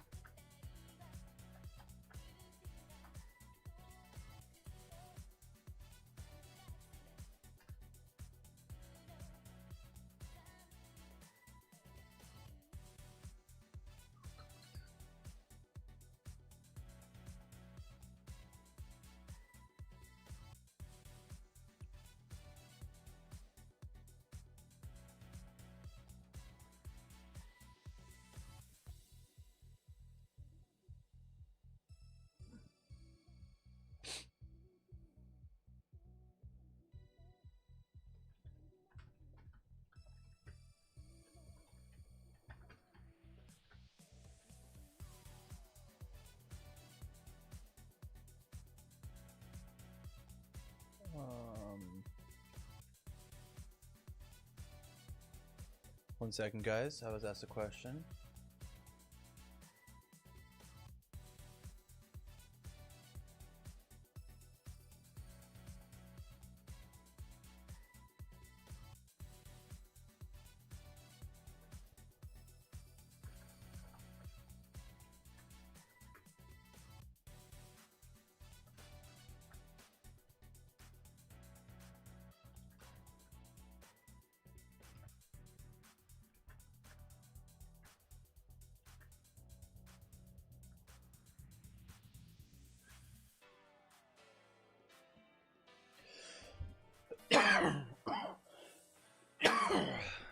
Okay.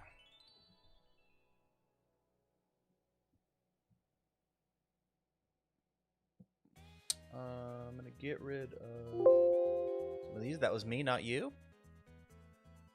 I want this. You open this.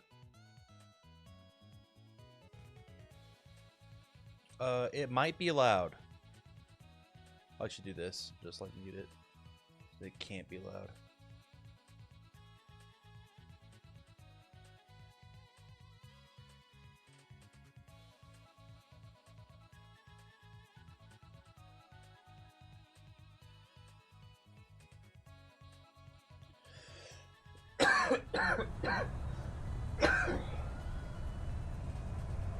Yeah, this is crazy loud.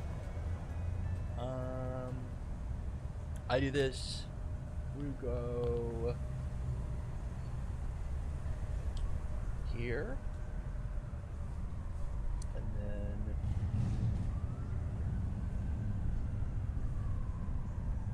man, I wish my throat wasn't all fucked up from talking.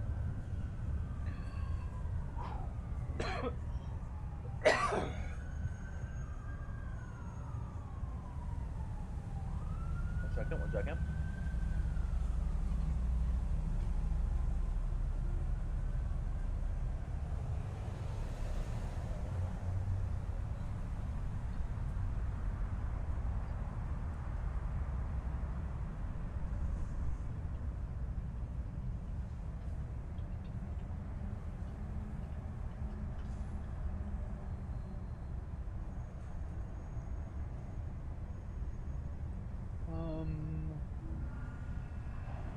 Need to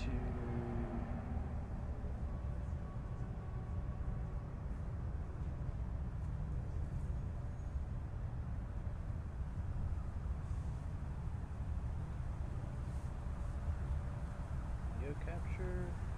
I want you. Let's make you a square.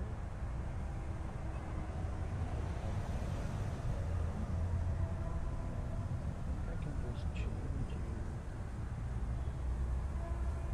to this.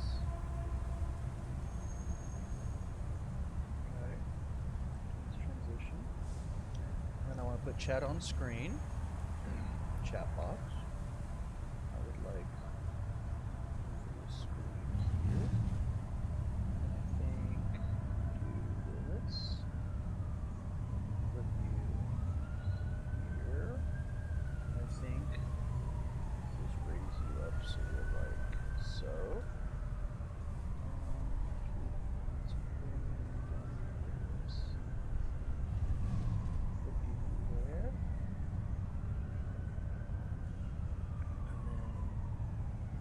think this is good. Chad, this might be like crazy loud. I've clicked on this. Let's go settings. Sound. Sounds at global volume. Probably want to turn it down a little bit, right? Is this okay? Does it sound better?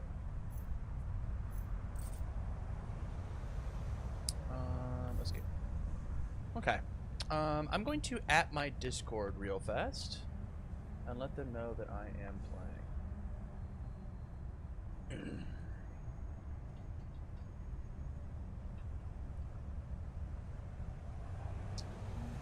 I need to get out of this. And then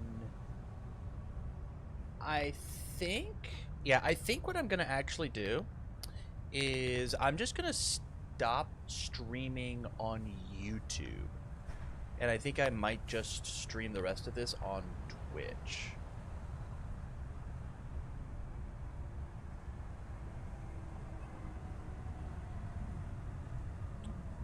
Yeah, I'm gonna do that. I'm gonna stop streaming on YouTube.